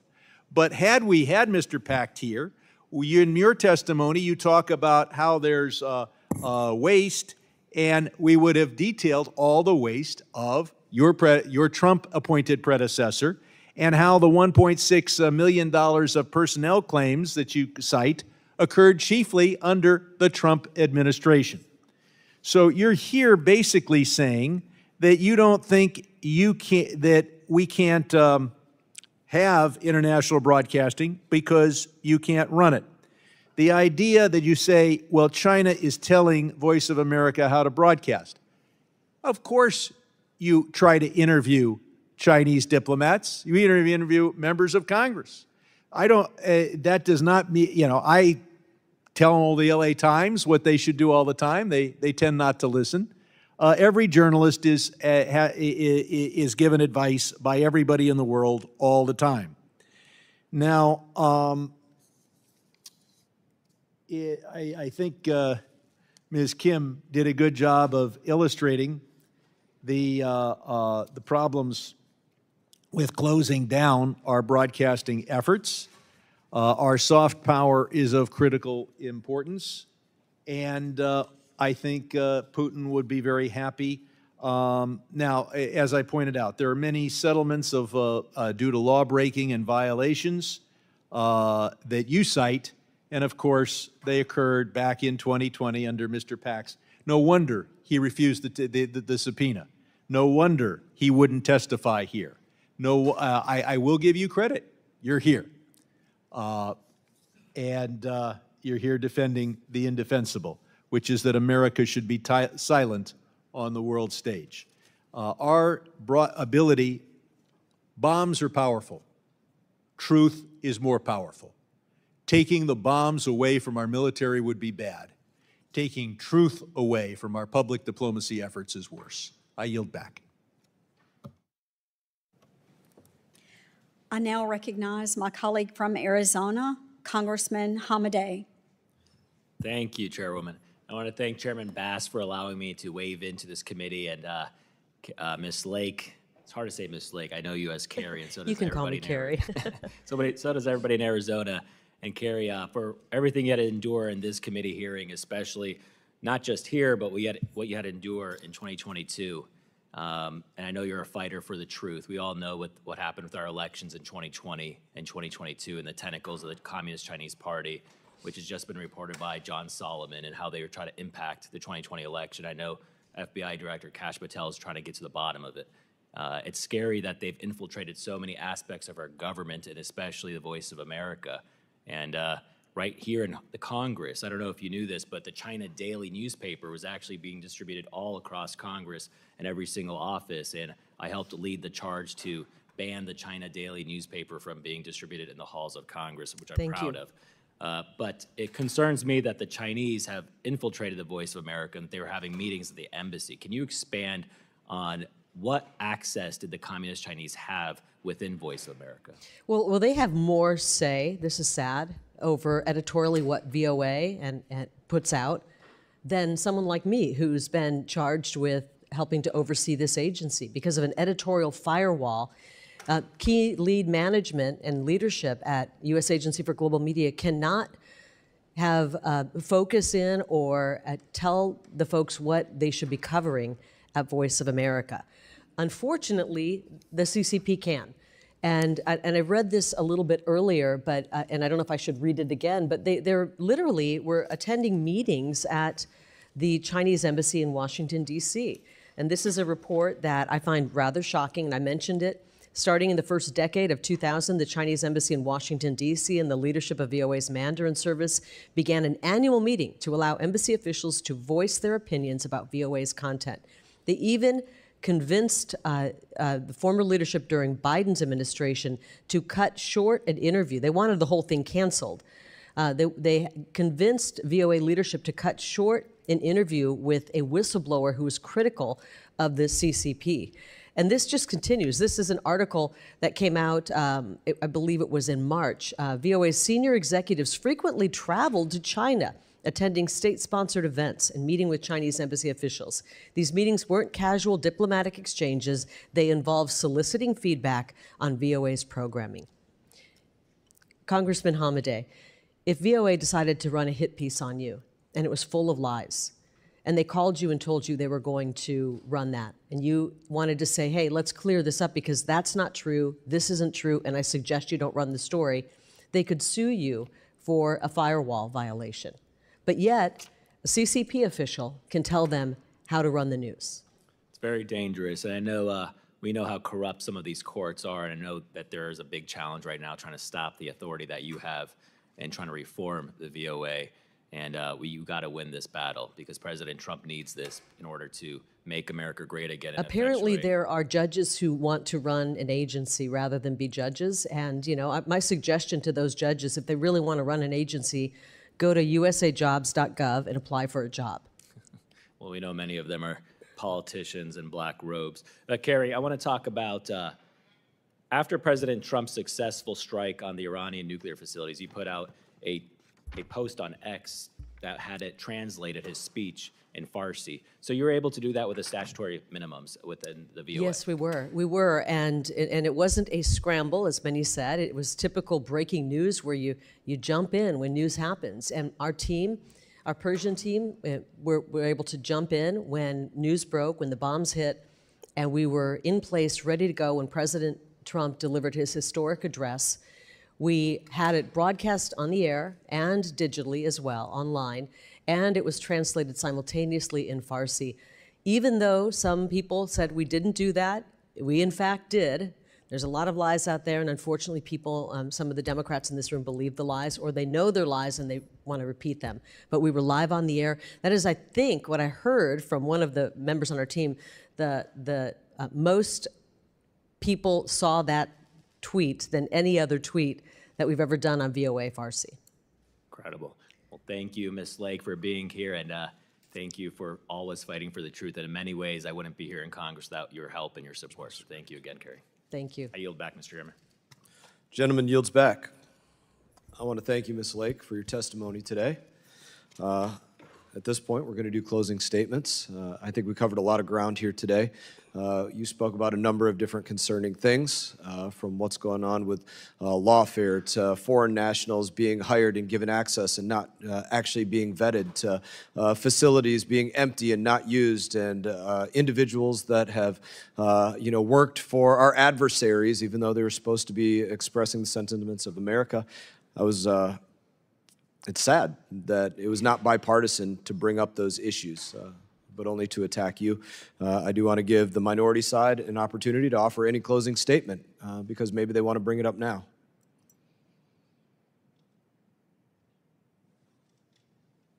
We cleared the room. I don't want them to say I didn't give them a chance, because that'll happen later. Yeah.